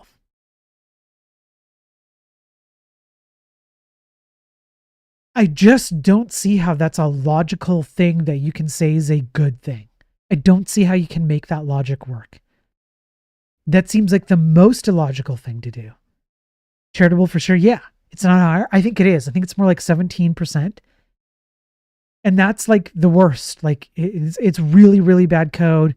It's got really bad like malware in it, um, bad like security issues, things like that. And then from there, it's like the next, yeah, like that bad. And so then from there, it's like the next 10 to 20% is not quite that bad, but like problematic with in terms of performance. Um, it has like things you might not notice, like minor things you might not notice until like much later down the road on usage, things like that. And then the rest of it is kind of like a mixed bag. Here's one AI experience I had earlier. I was trying to learn GDBM tool and I asked Geppetto 4.0 if there's a count command. It said there's none. I asked it 3 times. Are you sure? And finally said, oh yeah, it has on this new version. Now, imagine depending on that thing with your life. Hi, Spiro. Hey, Capitan. Good to see you, Capitan. So yeah, this is why that first article about the military application of AI is extremely concerning, because we already have multiple decades of some software is created and there's like bad communication or bad software implementation, and it causes serious issues inside of military, like real world military scenarios, including literally soldiers losing their lives. And then you want to add on top of that an automated, mostly, if not fully, uncontrollable AI system. And yet the AI system cannot count the number of R's in strawberry. It cannot tell you whether there is a count command in GDBM tool. And that system is supposed to defend the national security of an entire nation. This is why DeepSeek upended the AI industry in the West. Because essentially what the Chinese did with DeepSeek is they completely focused on how exactly an AI system should run optimally at the lowest level of the GPU hardware. And then on top of that, they took a very different approach, well, mostly different approach, let's say. If you read the DeepSeek white paper on how they implemented their reasoning model, they tried to implement it far closer to how humans actually reason, based on our current knowledge of how humans reason. Is it perfect? No, of course not. But is it a lot closer to something that is based in reality? It is closer to that. And the proof is in how they open source this free and public, and they devalued a bunch of Western AI economies that were making millions, if not billions of dollars off of AI. Now, let me ask you this. Do you think China just freely open sourced for the good of humanity the best AI model that they had to offer? Because if you do, I have a bridge to sell you. The naivety that people who enjoy seeing these issues don't exist is just that, naivety. We have plenty of people who would like to ruin our way of life. And some of that starts with the code we produce and where we ship it and how we allow people to use it. And that includes in military contexts.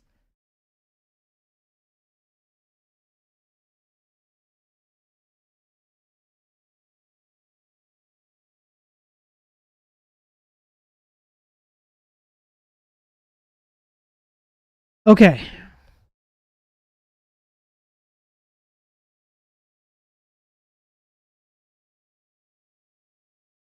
I think that's it. I'm going to have to call it here. It's man, it's almost 4 hours of streaming, but listen, I appreciate everybody being here. Thanks for slugging it out with me on a very boring set of topics. But I think they're critical. I think they're critically important, as boring as they might be. And I'm just sick and tired of, I'm just really sick and tired of tech streaming influencers who use their influence for anything but important issues like this, and programmers, especially in seniority, who are like, why, Spiro, why are you complaining about this? Things are fine. I don't understand how they can say that. I don't understand how people can just kind of like ignore these problems. I'm just sick and tired of it. But like I said, I think that's going to come to an end sooner or later here. And, you know, at least I tried. At least at least I made an attempt to present logical arguments based on science, or just purely logical arguments, so that people who are watching can be better prepared to articulate counter arguments, so that, you know, it's not just me or people like me, it's more people like us. That's what I would like to see. Flagship AI corporations and state actors have a vested interest tool exaggerating its capability. Yes, DeepSeek is a demonstration of accepting a modestly degraded performance for a drastic improvement in efficiency. Right. And yes, Battle, you're right. There is a vested interest. There, like, honestly, there's a vested interest in seeing us use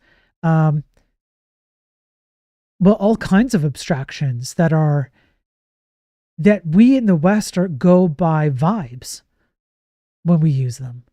And everybody else is like, I don't care about your vibes. I just want to destroy your way of life. So if you want to use this thing based on vibes or whatever it is that you're using it on, I'm going to beat you every day, because I'm going to care about the things that actually matter. Thanks, Cheekbot. Appreciate it. Suggestion for a stream series, basic debugging. Yeah. It's only more efficient until the planes start falling out of the sky. Yeah, which, I mean, it kind of has been happening. But even if you can chalk that up to non-software based issues, all the plane crashes and issues lately, we have gone over real world case studies in what would you call it, like civil and military scenarios where these issues have caused loss of life. The whole MCAS thing was pre-AI, but I feel like it was a symptom of the same illness. Yes. So AI is, I would agree with you. AI is a symptom of, Boeing. Yeah. AI is a symptom of the same cause. It's just a different symptom. It's like we've been sick for a long time and we've been sneezing, and now all of a sudden we have a cough. And we always treat the sneezes and we always treat the coughs, but we never ask, why are we sneezing and coughing? That's kind of what's going on. And this, in particular, it has had a rampant increase in the last 10-ish years, I would say. Maybe a little bit more than that, maybe the past 20. But I would say rampant would be the last 10, where these symptoms just continue to get bigger and bigger, more symptoms, worse in the last 10 years. And way too many people are super comfortable with them and are even willing to defend them. I have arguments all the time on social media, particularly on X, where I talk to people who are happy to defend these moronic ideas, that these moronic paradigms that are introduced into the state of programming, and they see nothing wrong with it. And when I made the case for, like, well, what happens when you install this kind of like poor quality software on missiles, arguments back were like, a missile's going to explode. I literally heard this. A missile's going to explode. What do you need fast software for? We just went over it today. Why you need good software on your missiles? Soldiers die from bad software on missiles. Like, it's crazy. It's absolutely crazy. And we're the ones, and it's particularly egregious because we're the ones whose job it is to think logically as the nature of our job. Well, what do you do when you code? You code logical series of steps from A, B, C, etc. Like that's your job as a programmer. But when you actually go to apply that same level of logic to how you program, it's like it all goes out the window. I don't like reading that. Doesn't scale to a team of 100. Why do you need a team of 100?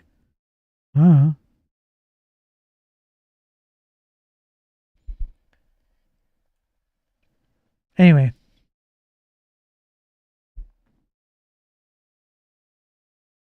Okay, that's it.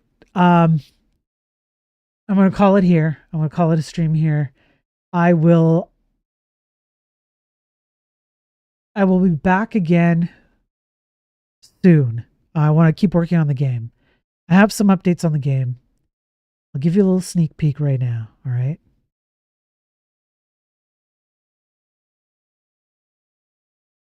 Check it out. I've been working on adding tiles to the game. I've been building out a little bit of a port. Okay, I've got some cool menu systems that actually work. There's some functionality that's working in the game. I even have sailing. I'm not controlling the movement of the ship. See if it auto sails. It auto sails, hands off, auto sailing. It follows. So I can add wind factors now. I can add in like what kind of material your ship has to determine how fast it can auto sail. Things like this. I ate up all the RAM because I've been running this thing dogged. Hang on.